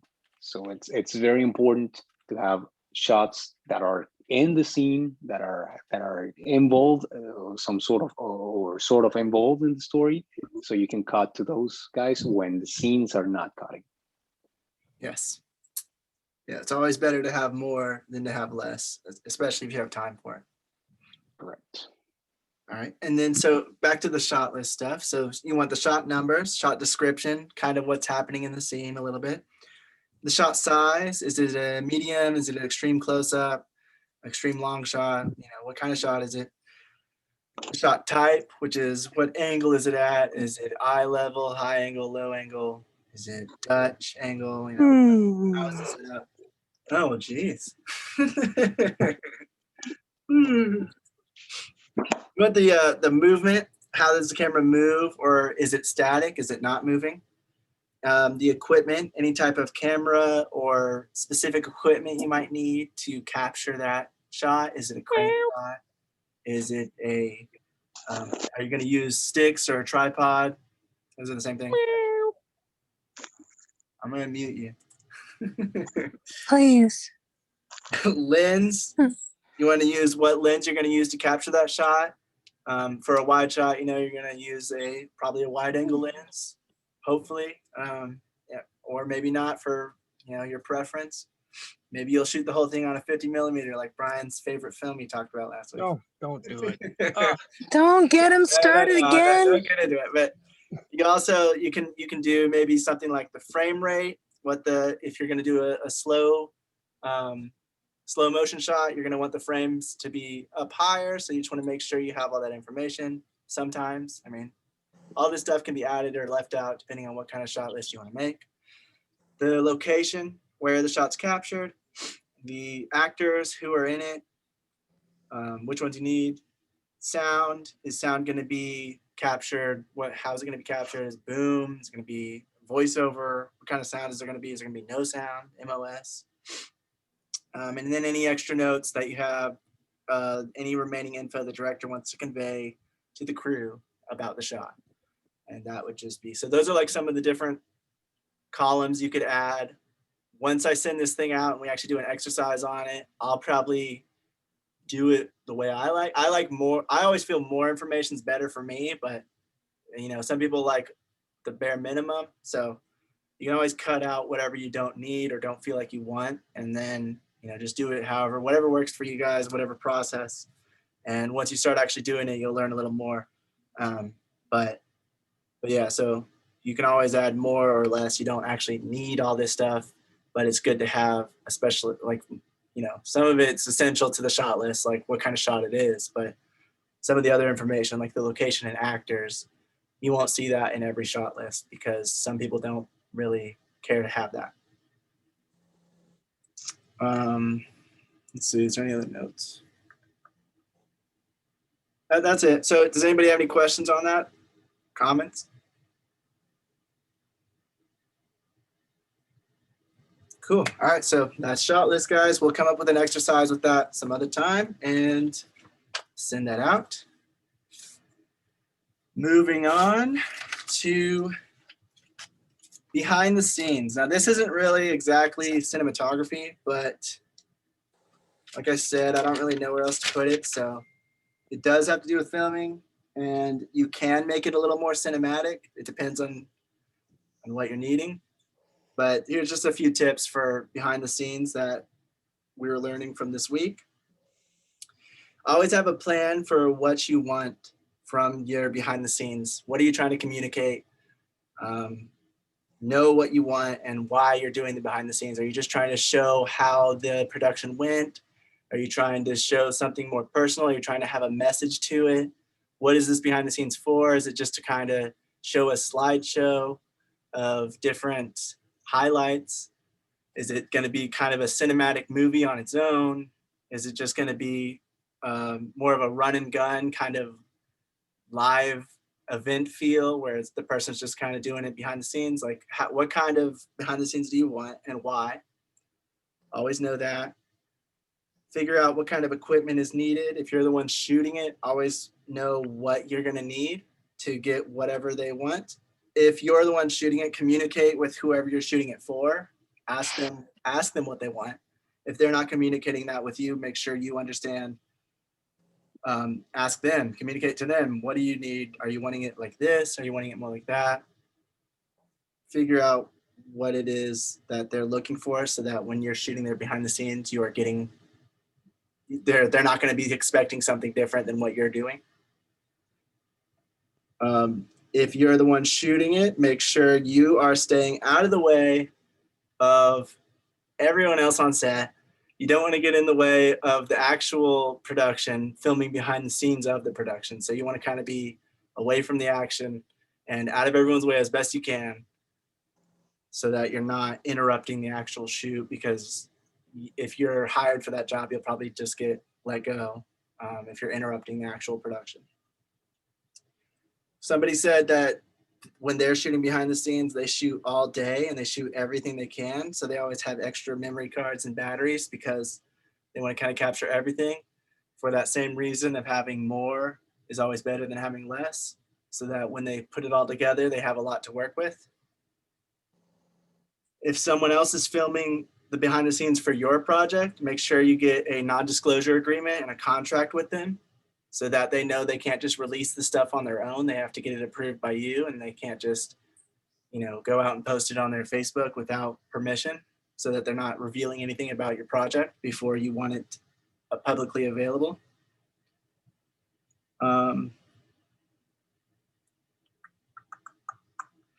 If you're going to do interviews for it, try to figure out if you can do on the set.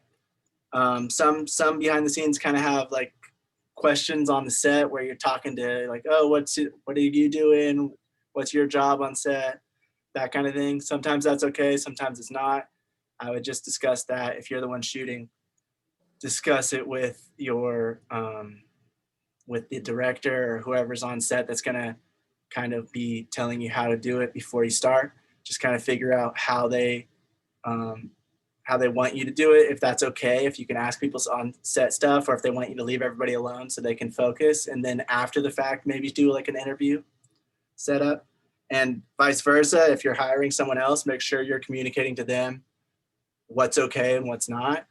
If it's okay to ask the actors what they're doing or how they prepare, then sure. But most of the time, that's probably not going to be okay. So make sure you know what's okay and what's not, or that you're communicating that to the person doing your behind the scenes.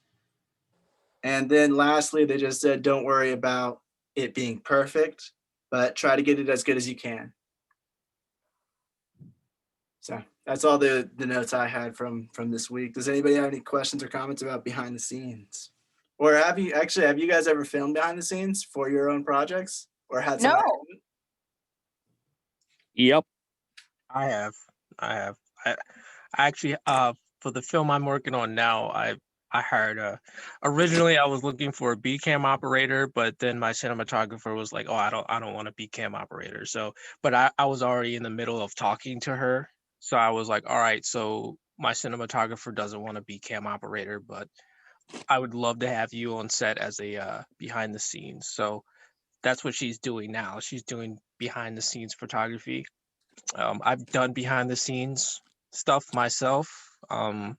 It's pretty much everything you've covered. So there's two different types. There's behind the scenes, and then there's the making of, which are two different things. Behind the scenes mainly focuses like behind the scenes of the production. The making of pretty much goes over like the start to finish process. It's more of a documentary style.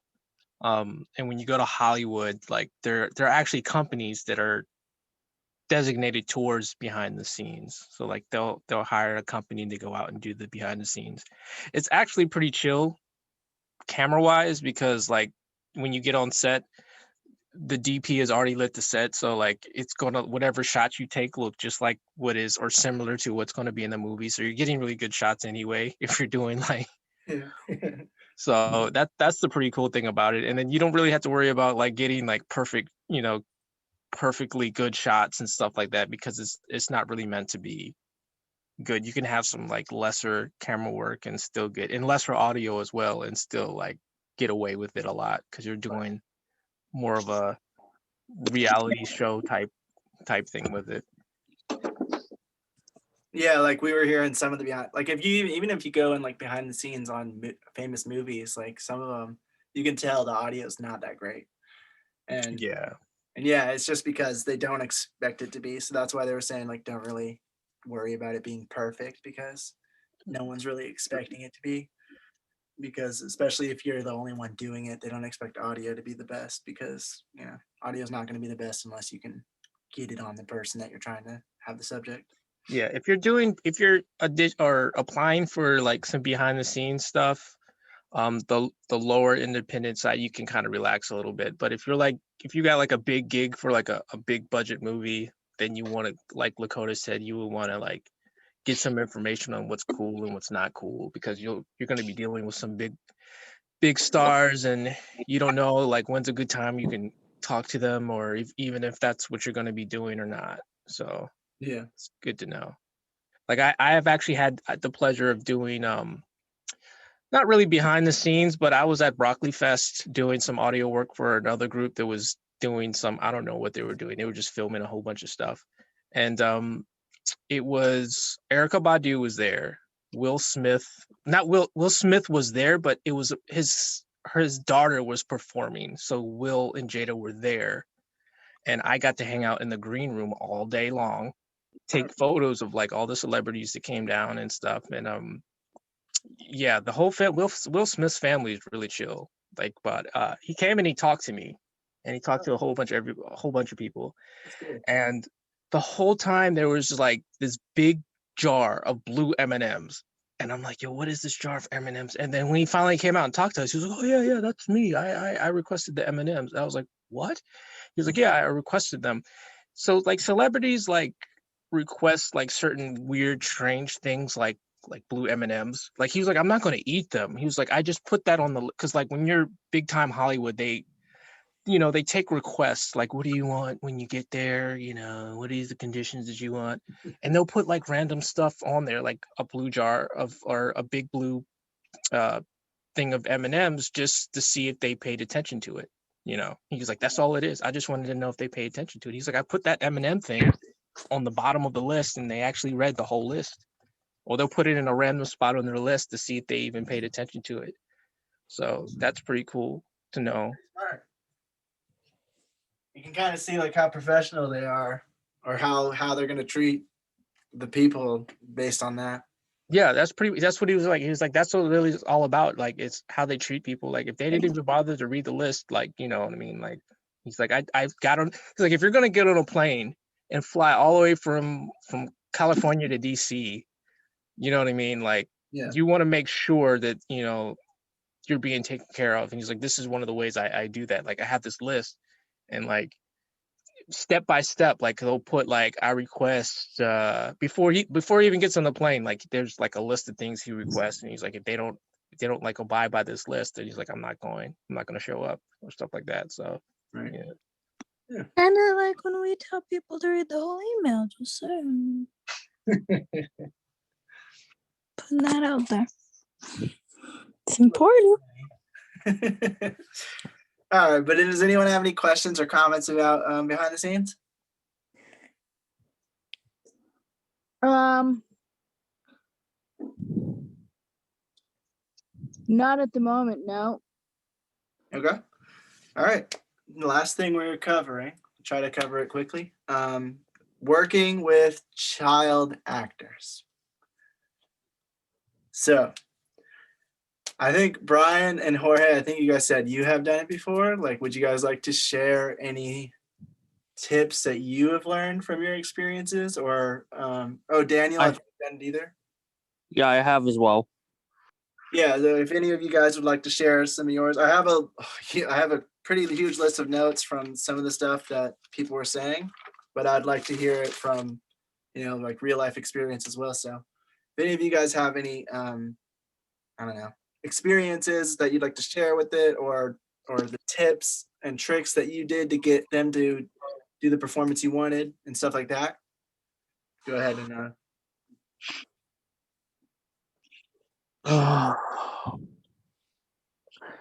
You really put me on the spot when brain's not working.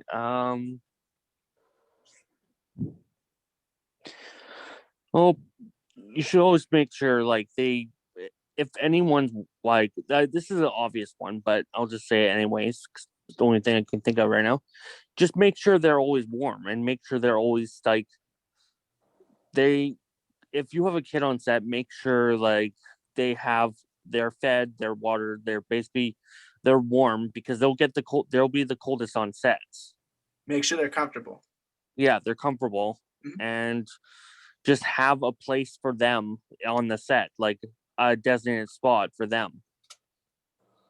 Like Yeah, I always, like whenever I've been on set, I've always gave them their own area. that's a big one. Make sure you give them their own area, because when you're dealing with kids that are like between the ages of like 7 and below, like they do kid things, and like you have some expensive equipment that's like in your set, and they can knock over cameras very quickly and very easily. And you're not gonna yell at the kid with their parents around, are you? I mean, even if you want to, but Even without their parents around. and then it becomes a thing of like, well, who's gonna pay for this camera, or who's gonna pay for that? And and it really doesn't. That's not really stuff like that's not really covered in the contracts that you guys set up and all that good stuff. Like if anything happens, who's gonna pay for what? And if your child actor is the main cast, and the kid has actually done some damage to your stuff, now you have to sit down and have that conversation with the parent about like who's going to do what. And I'm pretty sure like the parent is going to be like, well, I'm going to leave and we're not going to do this film anymore. So not only have you lost your camera, you lost your lead star. So yeah, finding a designated spot for your kid is a very big thing. But as far as like getting a performance out of a kid, the beautiful thing about children is that like they have the biggest imaginations.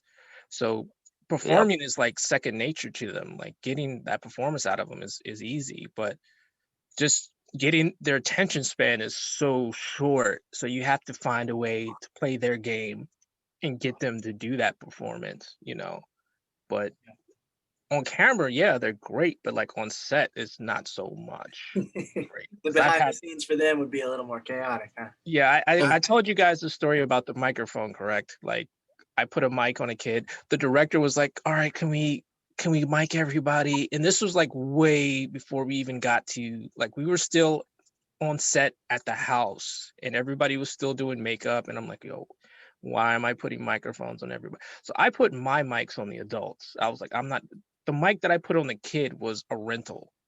And, it was a beat shoot. So the kid just like goes all over the place. And the next thing I know, I look over and I see the kid in the water and I'm like, oh God, the mic, like, oh, you know what I mean? And he just comes back over to me. He walks over like gingerly, like, da, da, da, da, da, and he just hands me the microphone. I'm like, dude, you did this on purpose, kid. But it wasn't my microphone. Like I was smart. Like that was one time where I can say like I was smart enough to like, I'm not, because I told the director, first of all, I'm not even a big fan of lavaliers to begin with. But like she wanted lavs. All right. She was like, oh, just to be on the safe side, we'll put lavs on everybody. And she wanted everybody mic'd, and that's just the way I am. Like I will give you my opinion, I'll give you my advice, but like once you say blah, blah, blah, once you oppose it, I'm not going to fight you on it. I'm just going to go ahead and do it and let you learn the process on your own. And she learned that maybe you shouldn't put microphones in kids right away. Like maybe you should have waited, like I said.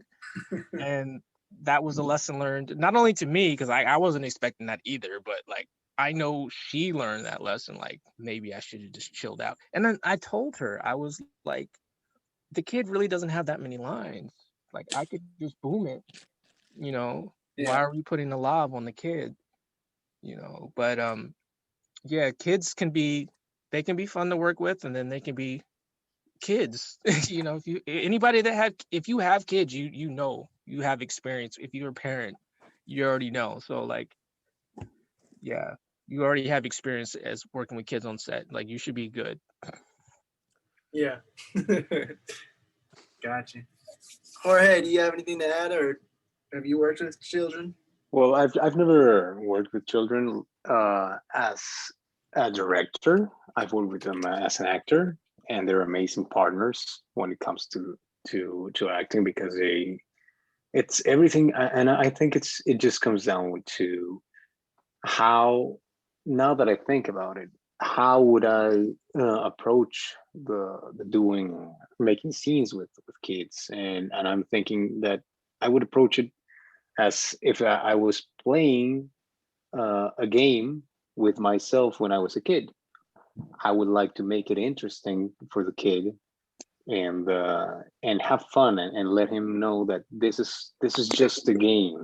We're doing something that doesn't have to be taken so seriously, and it's supposed to be fun. And I think it just comes down to having them have fun, and talk to them in a way that you're making it interesting for the kid, and he's engaged, and you can communicate with the kid, and ask him and explain to them. I think talking to kids with respect as other human beings, and maybe not necessarily as adults, but as thinking human beings, is going to get you a it's going to make you go a long way, because they really respect that. When you respect them as individuals, that's going to be very helpful for you. And as long as you can make this whole experience something that's enjoyable for them, I think they should be fantastic to work with. Of course, there's going to be the kid that is going to be difficult, but then it's up to you. If you can handle it, and if you can manage his attitude, and if you can identify why he's coming off as distracting or whatever, and then it's up to you to make it happen, of course. And if it's a problem child, then you shouldn't have him in the first place. But yeah, I think that, and having always have an adult that's responsible for him always on set, it's very important.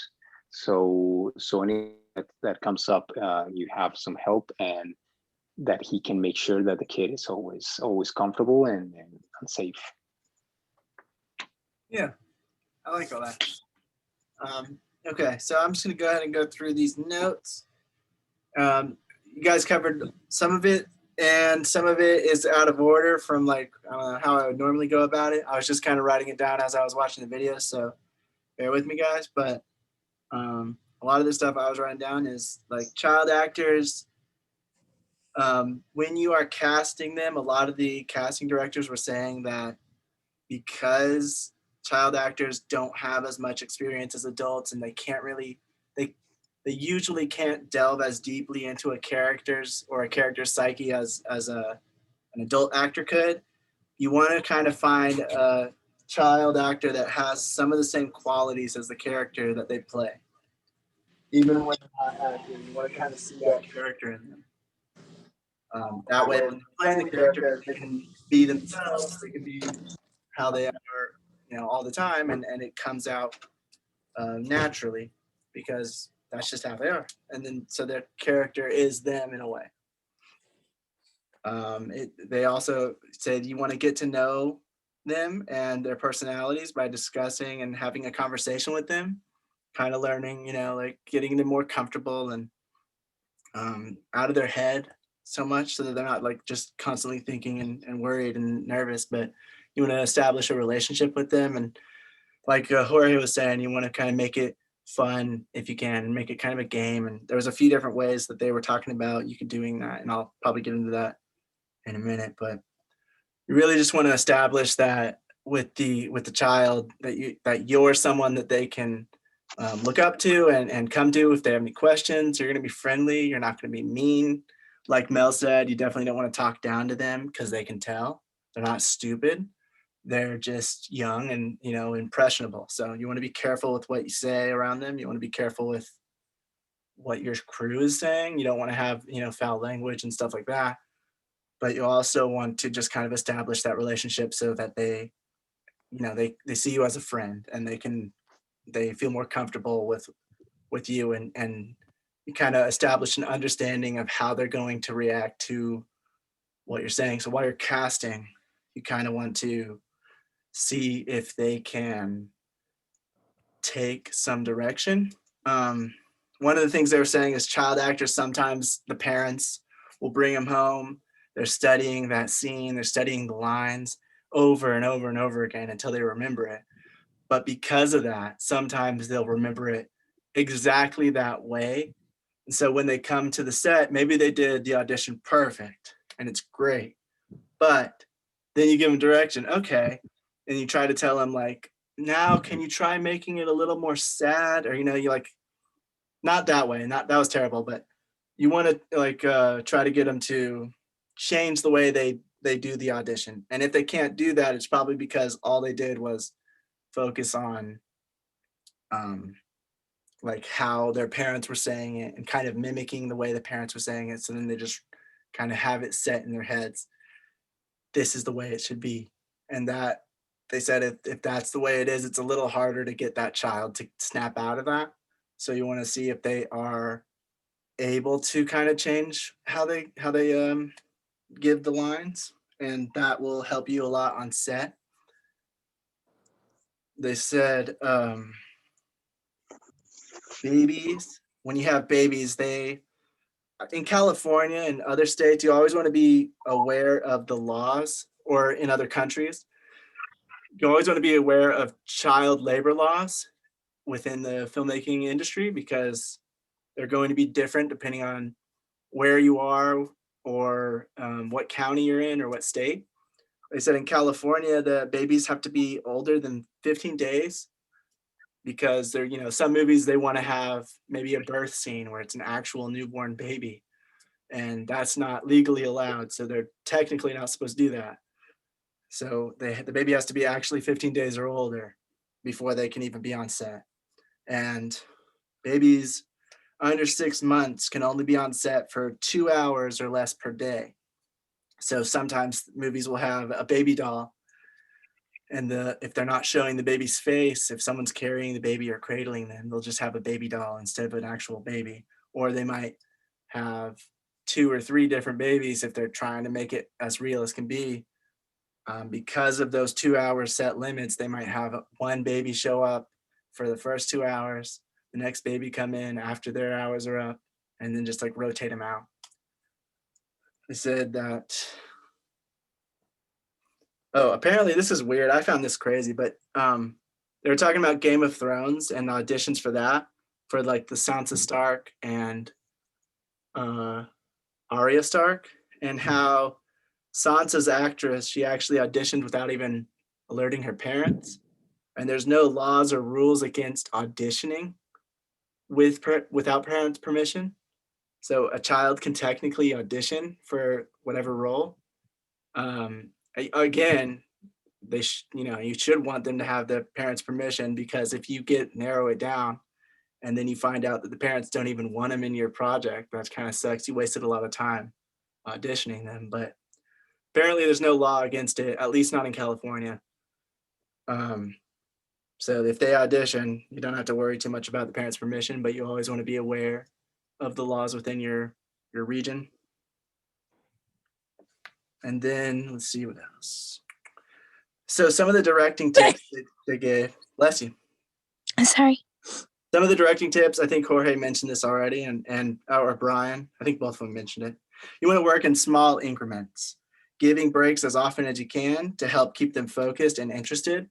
Kids get bored easily, so you don't want to have a scene that lasts 3 hours and you just keep doing take after take. You want to give them breaks in between, try to break it up into 20-30-minute increments, so that way they're focused, they're in it, and then they can go off to their area and play and get all that out and stay focused again. Because if you get them bored and not feeling like doing it, they're not going to give you their best performance. You want to collaborate with them. They have the best imaginations, like Ryan was saying. So sometimes maybe some of their ideas are crazy, but maybe some of their ideas might actually work for the story. So you always want to be collaborating and listening to them, because sometimes they may come up with something good. You never know. So you don't want to just dismiss them because they're a kid. Somebody was saying that they when they're shooting a child and the child has to stand still, they often see that the child is, they're moving back and forth, or kind of, waving one side to the other, or stepping forward then stepping back just ever so slightly. And they say what they do is they get a giant pot for them to stand in. And they say, don't move in this pot, you're being boiled or whatever. And so then they just stand there still and they do it like the scene. So there's a lot of different creative ways we were seeing that people try to get kids to to kind of do what is needed. And so you always want to be thinking on your feet and on your toes whenever you're working with children, because there's a lot of creative ways you can get them to get that performance that you want. That just being one of them. They said whenever there's an eye line for the child to look at, you might want to give them a toy or something familiar so that they can actually look at that thing without just pointing to a part of the wall and saying, look at that part of the wall. Maybe put a picture that they like. Okay, now look at that poster up there, you like Barbie, look at Barbie. And then they look at that and their eye line stays the same so they don't change it within the scene. There's a cat. Yeah, it's Sarah's cat. Say what a good thing to do sometimes is reviewing the footage with the child actors. Sometimes it lets them see what they were doing. It gets them excited, like, oh, I see me, that's me. Or it's also a way that you can direct them to do something different. You can be like, so hey, you see how you did this? Maybe you can give them a visual representation of what they were doing so that they know what it looks like, and they can kind of tell how to not do that again, instead of just telling them straight on. If they're waving their hands around, they'll be able to see it on the camera and be like, oh, okay, just don't wave my hands around because it looks like that. And it gives them a more visual representation so that they can really understand what you're trying to tell them. They say always have a lot of healthy snacks. It's important because children, if you give them sugar, they have these big sugar rushes, and you basically can't calm them down. They're going to be all over the place, maybe breaking some stuff because they're just going full speed with that sugar high. So you want to be sure to have healthy snacks for them, because kids like to eat a lot, but you don't want to give them something unhealthy or something that'll give them that sugar rush. You want to just give them some fruit or crackers or something that's not going to make that effect on there. And they say positive reinforcement on, even if they're doing something wrong, you want to do positive reinforcement. Don't be negative about anything. Tell them, oh, that was good, I like that.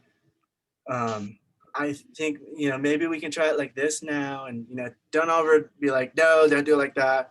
Don't be dismissive, don't be negative, and don't really make them feel like they're doing something wrong, even if they're not doing exactly what you want. Well, that's even for adult actors too. What's that? That's even for adult actors. Oh yeah. Yeah, never be dismissive or never say that negative things about their performance. Never. That's a big no-no. Yeah, because you just don't want people to feel bad about themselves or their performance, and it gets them in their head thinking, oh my gosh, what am I doing Plus, wrong? it's not like you're going to get a better performance by being like, you suck. And that's how you get people to leave set. Yeah, if your boss came up to you and be like, you're a garbage employee, would that make you be better? No, that make you be pissed off at him and want to quit. That's how I saw AD get fired from a set. Oh man. I've been on a set where there's been a lot of negativity, a lot of bad talking, and a lot of putting down, and it becomes a toxic environment. Yep. That's what I tell And it people. slows down the production, and it slows down the collaboration, and makes One of the actors ended up walking out. One of the actors said, you know what, F it, I'm done. And they literally walked away from the scene. You'll never work in this town again, I swear. It wasn't like that, but they never came back to the set. They had to recast another actor because, and I think if the actor wasn't, because it was a non-union job, so the actor wasn't SAG, with SAG, but if he had been with SAG, they could have done a major investigation right away, from what I understand. Yeah, I feel like that's where moments like that and moments to child actors, that's where the unions really shine and are really necessary. Yes, there are negatives, but there are also so many positives if they're done right. Yeah. Working with child actors. Another thing in California, apparently they started requiring production heads and people working with children to have to go through a FBI background check to make sure they don't. Thank the Lord for that. But they also said that Probably- they're supposed to do that, but they've already had sets that, you know, like Stranger Things and I think another set, they didn't follow those rules. So there's probably still a lot of sets that don't do it. To be fair, they did say a lot of it is for lack of knowledge of the law. Like it's not that they want pervy creeps on their sets. Sometimes it's just because they don't know that the law exists and they end up ignorant to it and not following the rules because of that. Yeah, they said it's not a very like enforced rule, so it's not as well known. And so that's why. Which is ridiculous. Yeah. But So ridiculous. technically you're supposed to have background in California. I don't know about other locations. But in California, you're supposed to have background checks if you're working with children. Make sure you're not a criminal. Or Shouldn't that be like, just think about that. Shouldn't that be That should be everywhere you go. That should Right? be It's everywhere just there's a like production, common regardless sense, of what state. anything Yep. that deals with children, anything that has children, background check, background check, background check. That would Basic. be- that And a seems like psych common evaluation just to be safe. Through the background check, he might have been nice his entire life without or didn't get caught. Have a psych eval too. yeah, you would think. Because I'm sorry to Stephen King fans over there, but some of his books are darn right creepy. Okay, towards kids. Yeah, they are. It really makes me think either him coked up has some very disturbing thoughts, or he's repressing something. Not trying to accuse him, of course. I'm just saying that there's some weird things in there. Yeah. There's an entire orgy scene in one of the books, and then there's another shower Whoa. scene with Yo. teenagers. I'm All like, right, honey. why? There's Anyway, a lot of bleeping out in this video. yeah, we're talking about child actors. So talking about orgies. I know it happened in the book, but I don't think it's the best way to bring it up. But anyway, I don't think there's anything political about it, Ravel. I think it's just like, don't have pervs near kids. That's simple. Protect your children. well, you're talking about unions and stuff. But anyway, Oh, so wait. that's what I'm saying. Like, I don't think it should be a Just union wait thing. for I think it should be- the recording to be over. Yeah, I just think Yeah, it should be a national thing, not a union thing. That's all I'll say about it. All right. So anyway, back to the child actor stuff. So California also mandates if you have a child that is within the age of schooling, that you have a special education teacher on set for the actors to learn and have schooling and make sure there's compliance within the child labor laws. And so then, you know, they would be teaching them schooling because if they're working on set, especially for TV shows, then they're probably not going to be in school. So they still need to have that education somewhere, somehow. And they have that teacher on set for that. I'm sure other places do it. I know there was like 14 states, they said, or something like that don't have any child labor laws. So this stuff might not apply to certain states, but that's why it's just important to be aware of the laws in your area. They say that I think it was children, I think it was 7 and up, can work 5 hours per day as long as they get a break in the middle. So you can't have them on set for a full 8, 10, 12-hour day. And there's certain hours that you can't have them on set as well. I think it was like 7:30 to 7:30 p.m. on weekdays, or 7:30 to 12 a.m. on weekends. So there's certain hours you have to have them there that you can't have them there. And there's, you know, the certain amount of hours that they actually can be on set.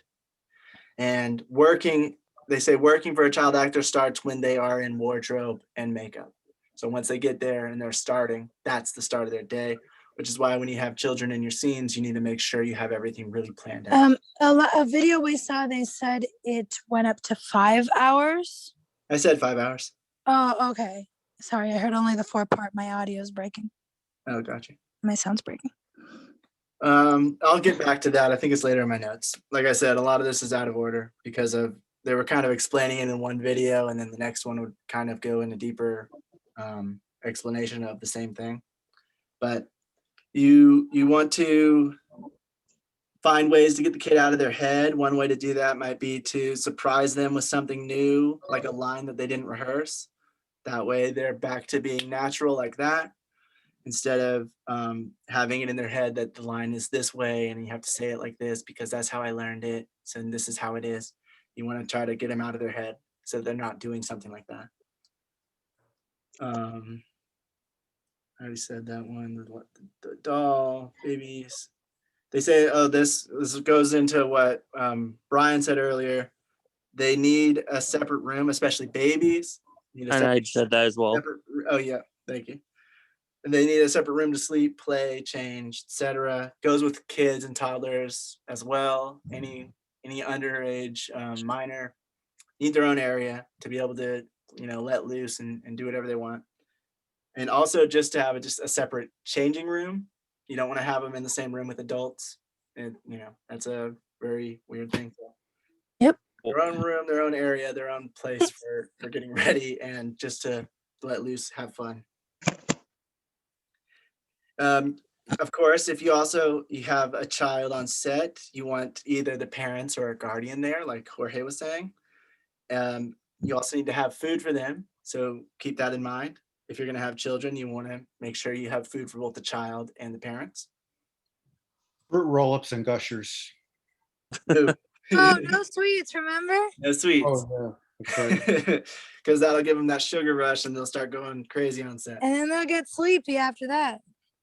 They say that if you have young toddlers, they can have pretty large mood swings if they can't express what they need or what they want. So just bear that in mind, that they might start freaking out and throwing a tantrum, terrible twos around that area.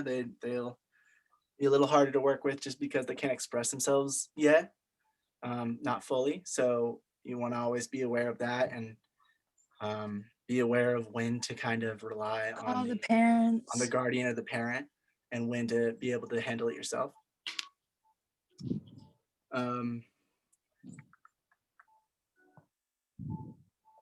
Like I think everybody was saying this, respect children and the young actors, take them seriously and treat them with the same respect that you would the adult actors. Don't treat them, Mel said that as well. Don't treat them like they're any lesser than anyone else, because they're not. They're just younger. They just don't, they may not know as much, but that doesn't mean they're dumb. Don't treat them that way. Hi, little guy. How you doing? Don't talk like that. No. That seems somewhat patronizing. I thought you were talking to a pet or something. I thought you were talking to someone's picture or something. Yeah, I was like, ugh. Exactly. But I've seen adults talk to kids like that, and I get annoyed. I was just like, man, this kid must be like rolling his eye. Yeah. Uh-huh. They say when casting children, pay attention to the parents, how the parents interact with their kids. You'll be able to tell if the parents are the ones shoving this on the kid, trying to get them to, become a famous actor because the parent was never able to, so they want their kid to do their dreams. And you'll be able to tell that the kid doesn't really want it. And so you want to catch that early on, so that you don't want to hire that kind of person, because they say it's a lot of pressure on set because the parent tries to kind of take control. It's a lot more, there's a lot more feud that happens with the parents because you're not doing it the way they thought, they envisioned, and whatever else. And or my child wants to do it this way. You're directing them wrong, So it's like a lot more pressure. Yes. I did an episode on Family Guy about that. Is there? Yeah. Oh, they try to get Stewie to be a famous actor. It's yeah.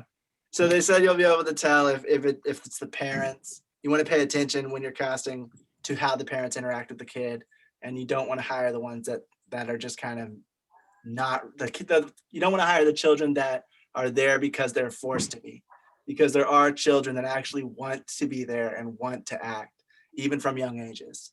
So you want to look out for that. I'm not going to say who, but I'll say it after the recording. I've worked with one kid and parent that were in that situation. Where they were forcing it? Yeah. Yeah. Depending on the age, if they're older, try not to have the parents on set or at least not seen.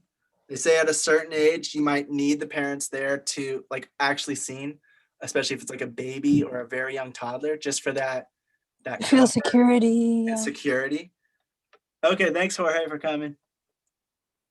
Want to have them there for that security and that comfort, but the older they get, the less you want the parents to be seen, because you want to direct the child, and you don't want them running and relying on the parent going to them and trying to get everything from them. You want to establish a relationship between you and the child actor, so that they come to you and you can kind of explain things or answer their questions or direct them in any way. Yeah, another thing they mentioned was also just because because the kid might feel more self-conscious with his parent around.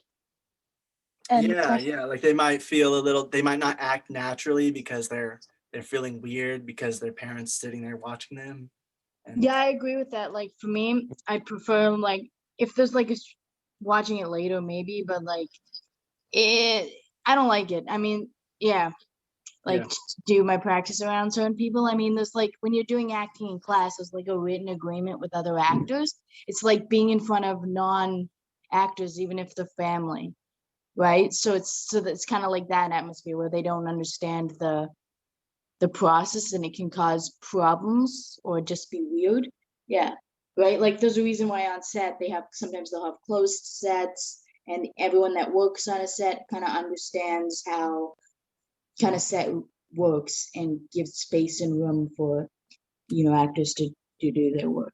yeah, because that was also one of the notes, is saying try to have as little of a crew as possible during those scenes, because you don't want to have too many people. It puts more pressure, makes it feel more claustrophobic and weird and different for the child, or just for a regular, like an adult actor as well. You don't want to. That's why there's closed sets and stuff like that, especially for intimate scenes, shower scenes, or very emotional scenes. You want to try to have as a skeleton crew as possible to still get the professionalism you want. So keep that in mind, especially with children, and with those intimate scenes with adults, or if the adult actor just works better with less people, try to abide by that. They also say you should see how you get along with the parents, because that's going to come into play on set. Make sure that you're able to communicate with the parents and that you guys have a good relationship, because they say when you're hiring a child, you're not just hiring the child, you're hiring a whole family. So, or a guardian with the child, whoever's going to be on set with them, make sure you have a good relationship with them, so that it's not going to become a problem later, especially if the parents end up saying, oh, you know what? We don't even want our child to be on the set, and they end up leaving. Yeah, that sucks. That would be hard because you went to all that trouble to set it up and you needed shots. So yes, you're right. Best to like avoid that and have good rapport. 100%. It's better to see what's going to become a problem later and stop it before it happens, than to just say, I think we can work with it, go ahead and do it. It becomes a problem, and then it ruins the whole set. So keep that in mind. Another thing they said is, do not let the parents direct unless you need it, like something very specific, even if they're a baby, or if they're like, just make sure you're the director, not the parents, because it kind of creates it makes it weird, and it makes it the power dynamic kind of it's confusing for the kid, because he's like, wait, who do I listen to? Yeah. So like, wait, she's telling me to do it like this, but you're telling me to do it like that. And then, it's just extra confusion. Too many cooks in the kitchen is what they said. Is you don't want to have that. It's like for a boss, like you want to have like a chain of command. If you're listening to instructions, you want it to come from one place. Otherwise, yeah, it becomes confusing. And that's for anyone, but even worse for kids. Yeah. Because they're still learning, like they're learning and they're growing, and they've got a lot more. They're a lot more impressionable. So yeah. Exactly. So then that becomes hard, especially if like parents are wanting to be there the whole day. I guess that'd be hard. So I guess it becomes more tricky to hire kids. Yeah. And then another thing is they say like you want to get down to their level. You want to like kind of bend on your knee and get down and talk to them, especially when you're first introduced to them. That way, you know, you're at their level. You're not above them, towering above them, looking down. You come down with them, and you just kind of you're a friend. You're someone that they can come to, whatever, stuff like that. So it's psychological, and you want to like just bend down, get down to their eye level, and treat them with respect, as we said earlier. Have fun, get to know them, ask them about themselves, and you know, all of that. Let's see, rehearsing with children. The rehearsal is more to make them comfortable rather than for them to get the acting right, because kids are pretty spontaneous. So they'll probably get what you want on set. And the rehearsal is more to just establish a relationship and kind of get them to understand what's happening. If they have any questions or anything like that, that's the time to do that. They also said, unlike adult actors, line reading for children is actually a lot more useful sometimes. If they're not getting it the way you want it, you can actually read it the way you want them to read it. And because kids are more spontaneous, they will repeat the line, but it'll seem natural. It won't seem as off-putting as it would if an adult actor tried to mimic you, because an adult actor can come from within themselves, and they can have that emotion and bring it however they need to and be the character. But for the child, it might be easier just to tell them how to read the line, and then they'll mimic it back almost in their own way, and get it pretty close to what you want, if not exactly how you want, because kids are pretty good at mimicking and sounding and acting exactly like how you say it, which is why you don't want to be cursing on set, because they'll probably copy that. So. One lady said, you don't want them to learn the F word from you. Yeah. Absolutely true. So they said getting emotions out of child actors, you can start with movement, like maybe dancing or playing a game or something like that. Depending on the emotion you want, you might give them a little movement to do before you actually start the set, so they get into that rhythm, into that energy. You can also, there's on the set of Stranger Things, when they had the children act scared, they would actually play some kind of creepy music, and that way they kind of set the tone of what the scene is. Even though that music's not used in the actual final scene, it just gives that child the mindset of what's happening, because they're not actually seeing something scary, hopefully. So it just gives them a better visualization, I guess, of how to react. And it keeps that mood on set. So you can use music to lighten the mood. You can use it to darken the mood, make it sad, happy, whatever. Just different kinds of music can work to bring out emotion in a child actor. Ask them what they might feel like in that situation, or make up a situation that's similar, but maybe not as emotionally charged, I guess. And that way they can kind of get into that sense of the character. I know one technique that people have used is like, how would you feel if your dog died, to get them to be sad. I think that's kind of evil a little, but some people use that to They said you shouldn't use it with kids you're gonna see more than once, because then it's just not as effective, and doesn't work then as it much. kind of loses that trust, like, because then they're like, my dog died, and then like that. No, your dog's not dead, man. I've seen that gone wrong on set. Yeah, but they said that's some people use it to get, because they don't want to say, what if your mom died, and maybe that's what happens in the scene. So they go to a lesser extent that would still get them to cry and feel sad. What if your dog died? And I've seen parents use oh, your grandmother just died. God. And I'm like, I looked at him like, Just dark, what? man. Right. Yeah. So no, but I don't know which movie it was. I don't know which director it was, but on it, apparently he had the kids on the day of shooting have I think it was Michael Skarsgård. I don't know his name correctly, but he had him dressed up as Pennywise and scare the living crap out of the kids on set. And I was like, what? How did their parents not like freak out over that? Because they're getting money. You're traumatizing that child for life. Like, how is that okay? Like, Yeah. Like I said, they're getting money, so the parents don't really care. But yeah, like you as the creative director or whatever your role is on set, you want to try to make sure that the kids are comfortable and that they're not, going to be psychologically scarred for life. So, yeah, that's not very fun. to get them sad, maybe like instead of like, what if your dog died? You could be like, how would you feel if, your friend had You to lost your favorite toy. Yeah, something like that, or your friend had to move away, you lost your favorite toy, something to just bring it out. Depending on their age, of course, you might have to bring it up a little bit, but there's different ways you can do that. And that's why it's important to understand the child, because every child's different as well. Some might understand things a little better than others. Some are more mature than others. It just depends. So it's also about the individual as well. But they also say to not push the child actors if they need to cry, but there's no tears. Don't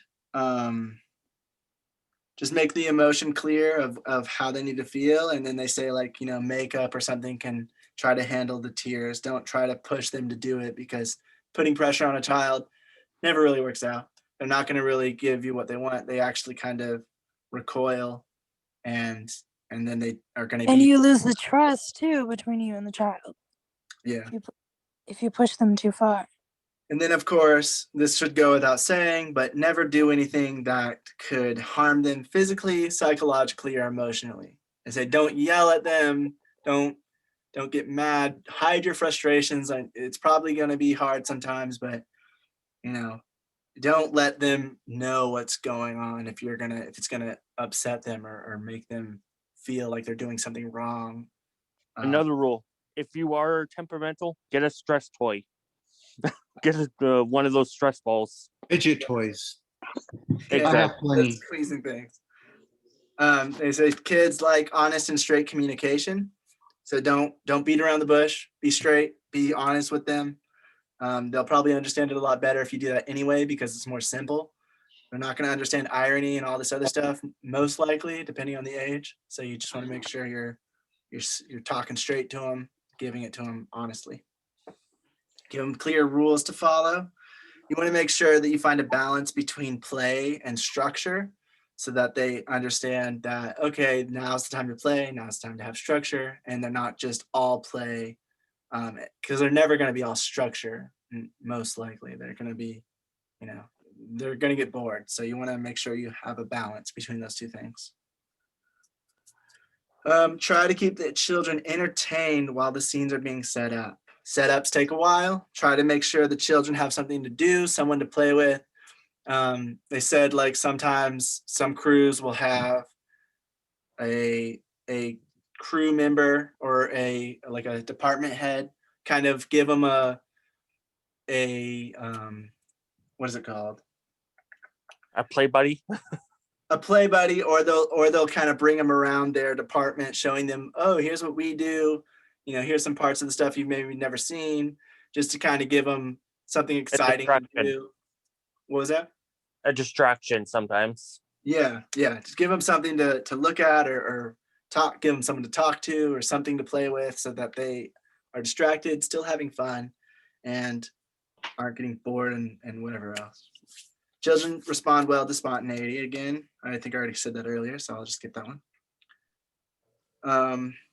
One person actually recommended, they said that they don't let the child take the script home and rehearse it, for that reason I was saying earlier, where the parents and them study it so much that they get it stuck in their head, and yeah, they remember the lines, but now they remember saying it a very specific way. And if you want it different on set, then it's going to be harder for them to change the way they're delivering the lines.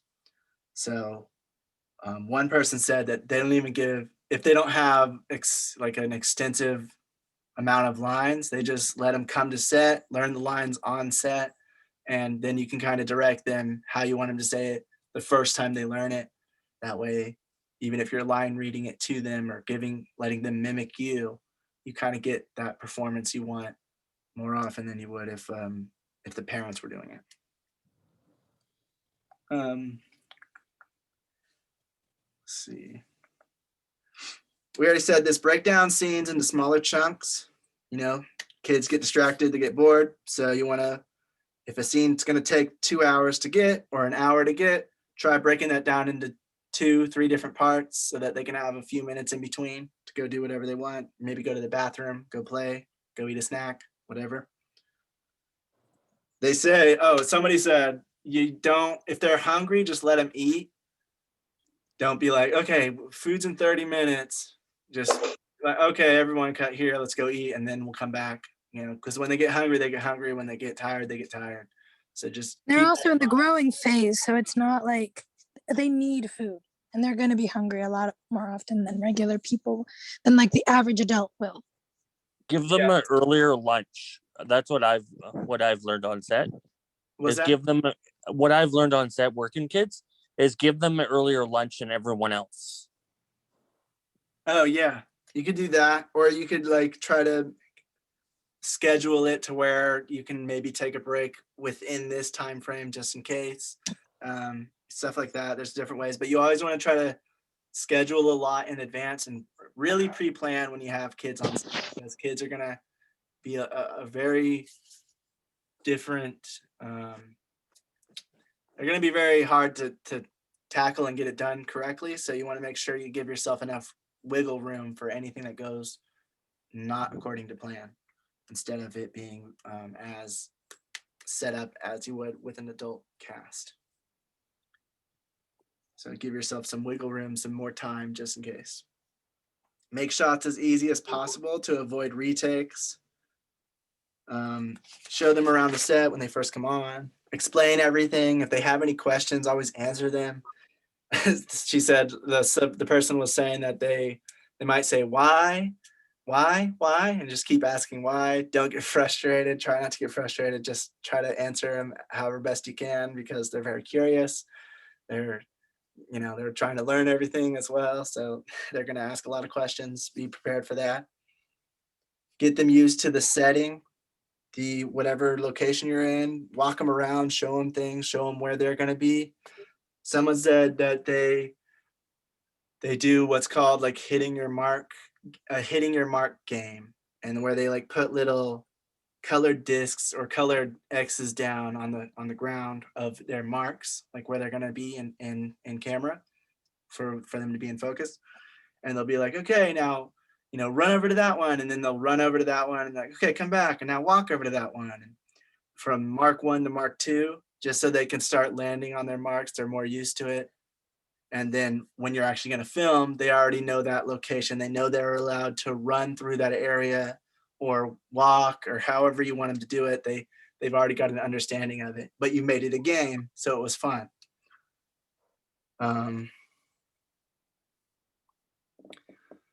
Keep crew as small as possible. Try to keep blocking and framing as planned. Don't do as many improvised shots and stuff when you have child actors, because that takes more time. And time is everything, especially when it comes to child actors. So just try to keep it really as you planned it to be, if you can. And of course, like if you're able to, of course, improvise those shots and stuff if you're able to, and it works. But just be prepared for that not to work as often, because they'll get, as we've been continuously saying, they'll get bored and they won't give you the best performance if they get bored. I want to go home. Yeah, Mike, can I go home? I don't want to do this anymore. And you definitely don't want that. So don't shout or be mean. Don't pressure them. If you are feeling pressured, or if they're feeling pressured, allow them to have a break, and for yourself as well. Give yourself, 5 minutes to just go outside, breathe, come back in, and be more relaxed. Even if you're, behind schedule, it's not going to help if everything's becoming very pressured and very, very on edge. If everyone's on edge, that's not going to be very productive. So it's actually better to go take a little walk, come back with a clear head, give the kid a break, and then come back and try to do it again. And you might find that they're speeding up now and everything's maybe able to catch up on schedule. If not, don't try to freak out. Try to let it reschedule yourself for the next day.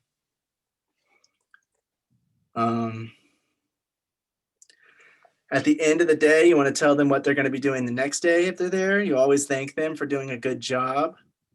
Ask if they have any questions at the end of the day. Tell them you enjoyed working with them and you're looking forward to working with them again, or you're looking forward to working with them again tomorrow if they come back the next day.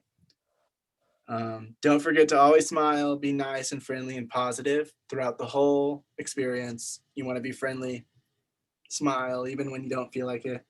The lady said that when she's focused, she kind of has like a resting bitch face. So she, Honey. Resting bitch face. so she What is the actual said word? that she tries to remember to smile with children around because you know that they just respond better to that. Another thing is children respond better when you're closer to them. So they say like a lot of them don't stay behind the monitor when the child is having their scenes. They kind of stay like right off camera so they can really help them throughout the scene if they need it. And yeah, that's everything actually. So does anybody have any comments or questions about any of that? Just know that when you're shooting with child actors, like get everything, like have everything like squared away and get everything you need. Like don't waste time, like because kids grow fast. So like if your plan is like, you shoot and then you take a break, 6 months later that kid is not going to look the same. So get everything that you need. And you've also covered this too as far as like planning and stuff like that. This is the biggest thing I can't stand being on set in. The camera guy hits record, the sound guy hits record, everybody's recording, and before the director calls action, like somebody goes, wait, shouldn't we do this or shouldn't we do that? Like as soon as like you waited till we started recording to bring this up. Yeah. And then it just becomes a thing where it's like now we're wasting more time trying to figure something out.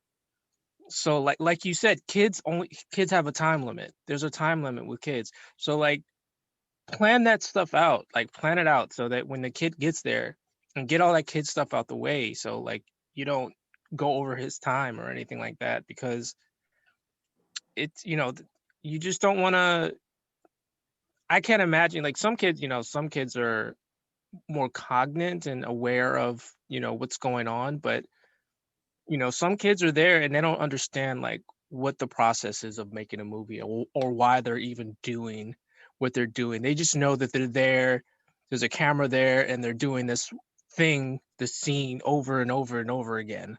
They don't understand. So like maybe instead of trying, I mean, you explain it to them, of course, but like they don't, a lot of times like you'll see movies that kids star in and like rated R movies. So you have to understand like a lot of these kids aren't even going to be able to see the movie that they're starring in. They just know like they're in a movie and they haven't seen it. They'll see it when they turn 18 or something like that or get older, but they don't understand. So like just make sure you don't lag, and make sure like the kid is like you said, make sure you get the kids something to do when they're not being filmed and stuff like that, and don't try to waste time on that we got to shoot it like this, because then the kid gets bored. And Yeah. so that's all I wanted to say. Cool. Daniel, you have your hand raised? Yes. Okay. So, like, why do I always forget your name? Brian. Okay. Brian. Like Mhm. Brian said, is basically don't waste their time. Like if you're gonna have a kid on set, give them a different call time than the adults, because that just gives you time to get prepped up, get all the lights set up, get everything set up for when they come on board.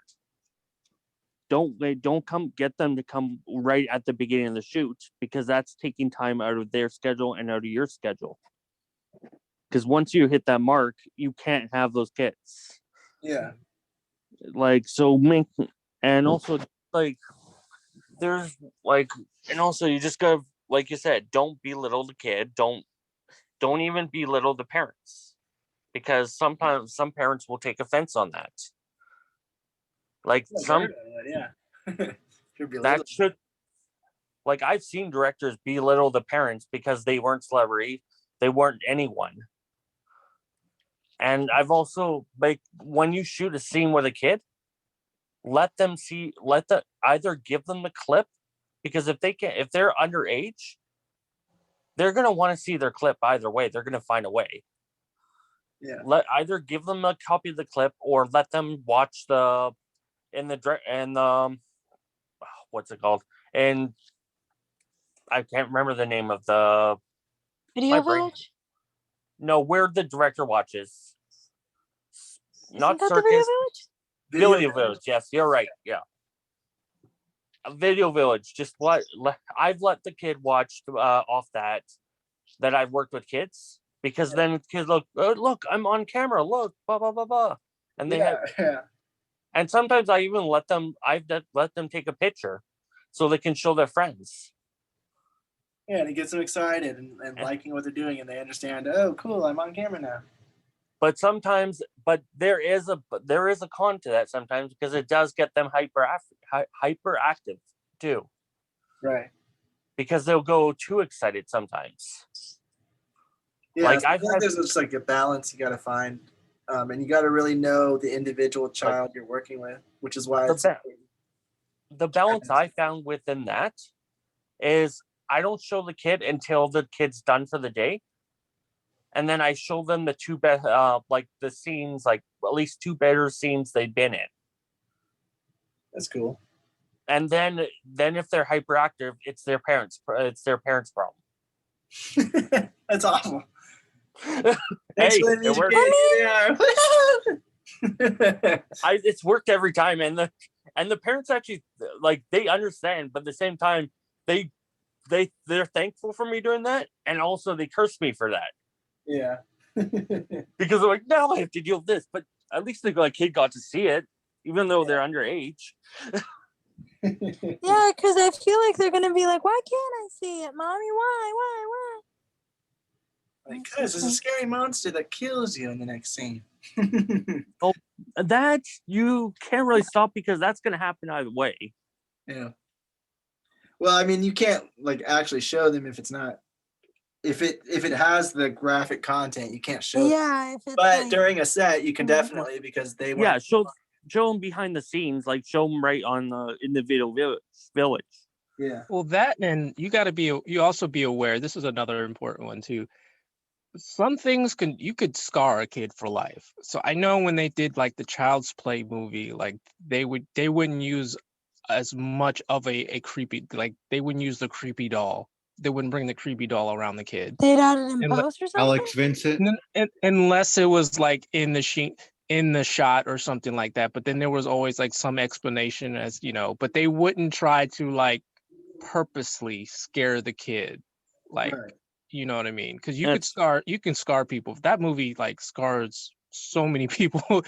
You know what I mean? Like, just imagine being the kid in that movie, Yeah. Because growing up, you'd watch it and you're like, oh man, that movie scarred me. Imagine being the kid in that movie, So you got to be consciously aware of like what you're doing. Like, am I doing something that's gonna like turn this kid's like future into like something that he's gonna need counseling for later on in his adult life? Yeah. No, yeah, definitely. I'm trying to remember. There was one movie that did that. I'm trying to remember which movie that was. That actually messed up the kid. I mean, I've heard. There's a bunch, honestly. Yeah, I've heard plenty, but yeah, it's crazy. What about the girl that did The Exorcist? Didn't something happen to her too? I think there was. Yeah, I think that's. It's kind of hard to figure out who didn't have something happen to them during. Or the kid that played The Shining. I heard he had problems too later in life. Oh, he had problems more because of how vicious the fans were than the movie itself. I'm pretty sure. He's in my favorite movie. So like, holy crap! That apparently the 5-year-old from freaking the Avengers was harassed because she didn't sign autographs or something. I was like, oh, she's 5. You hear what happened on Good Luck Charlie? Oh yeah, I heard the death notes and the blah blah blah. Yeah, it's crazy. The amount of people are psychos sometimes. My goodness. Yeah. But yeah, is there anything else, honey? Or No, that's it. I was just gonna wrap up by saying what we got, and then any final comments or anything anybody has. Somehow I stayed awake. Good job. congratulations. I really enjoyed this session. I really So did I. It's fun. Yeah, I'm really enjoying It- learning all this stuff with you guys. It's funny. Yeah, This is gonna actually help me on my next project. Nice. Cool. Yeah, I hope that those keep learning and build some cool stuff. And yeah, Yeah, we're spooky like that. We can, like, we know exactly what you're working on next, and we tailor it to it without you even Huh? telling us. No, because Daniel said he had a project that this is gonna help him for, and I'm like, yeah, we're creepy like that. We've been spying on him and trying Oh, to you tailor. already know the project. Oh, well, I hope not. I hope not. I think It's you do. not- Anyway, all right, guys. So on Monday we're going to be going over a little. I mean, like, if anybody has any comments on shot lists, you can look at these videos for next week. There's a free shot list template as well, and I'll probably use that. But we might go into more detail. I kind of covered it. So I mean, we kind of covered it. So I'm not sure if we'll talk about it too much again. But that shooting schedule, that's the thing I was talking about. You can use the shot list for and the storyboard, and you kind of make your shooting schedule out of that based on how many scenes you have, and your script breakdown and your your shot list. You'll use those to make the shooting schedule, which will show like what you're shooting on which day, how long those shots might take, an estimated time of how long you think those shots are going to take to get that scene complete, and how many scenes you're going to shoot each day, depending on whatever schedule you're making. Then we're going to talk about the screenplay ownership form, which is just acquiring the rights. If you didn't write the screenplay yourself, you're acquiring the rights to the screenplay from whoever is allowing you to film it or selling it to you. Composition and setting up your shots. We're going to look a little more into just like the framing, like a little bit more into framing, and we'll cover all that stuff on Monday. So I mean, some of this stuff we've already gone over, but we'll just go into a little more detail into all that stuff and discuss it on Monday. Like we were saying, so we're going to give $20 into the semester to the people who are the most communicative, the people who are most active, and the people who are the most punctual. So keep that in mind. Try to, we just want everyone to get a little more active and involved, especially if you guys are really trying to go into this kind of industry. You need to have all these things anyway. So we're just trying to incentivize you guys to do it. We appreciate it. There are a few people who are already doing this stuff, and we really appreciate it. We understand some people have to come late, but we appreciate it because most of the time you guys are telling us that you're not going to be able to make it on time, and you'll be. Oh yeah, I try to be I try to communicate as much as possible. This is sometimes things just happen. I mean, I'm doing 2 internships right now with 2 production companies, and sometimes those schedules can fluctuate. So, but if anything happens, please know I will let you know ahead of time. Yeah, and we appreciate that. Like, we understand if anyone's busy and they can't make it. Punctuality is more like you said you're going to be here, so be here on time. That's what the punctual thing is. Active is just being able to do the projects and stuff. And if you're not able to, that's fine. You can still communicate with us, and you get that communication, punctualness, and being active within the group. Like, we appreciate everyone coming to the groups, but everyone really needs to let us know, like, also, if you're able to make it. Some of you guys do, some of you don't. Make sure you're letting us know if you are going to make it as well, not just if you're not going to make it. Also let us know if you will make it, even if you're Okay. on time. My phone and sleep through it. Yeah, I mean, yeah, I understand. I can't believe I done that before. But it's just to give us a better idea of how many people are coming and who to wait for more than anything else. So yeah, sounds great. We'll do. Yeah, no problem. Yep. And then I'll send out the email, guys, about the storyboard exercise to anyone who needs that again. And I'll send out a new email as well with the scene replication information for you guys. So sounds great. Thanks. Awesome. Thanks, everyone. Awesome. I'm gonna Good night, guys. right there.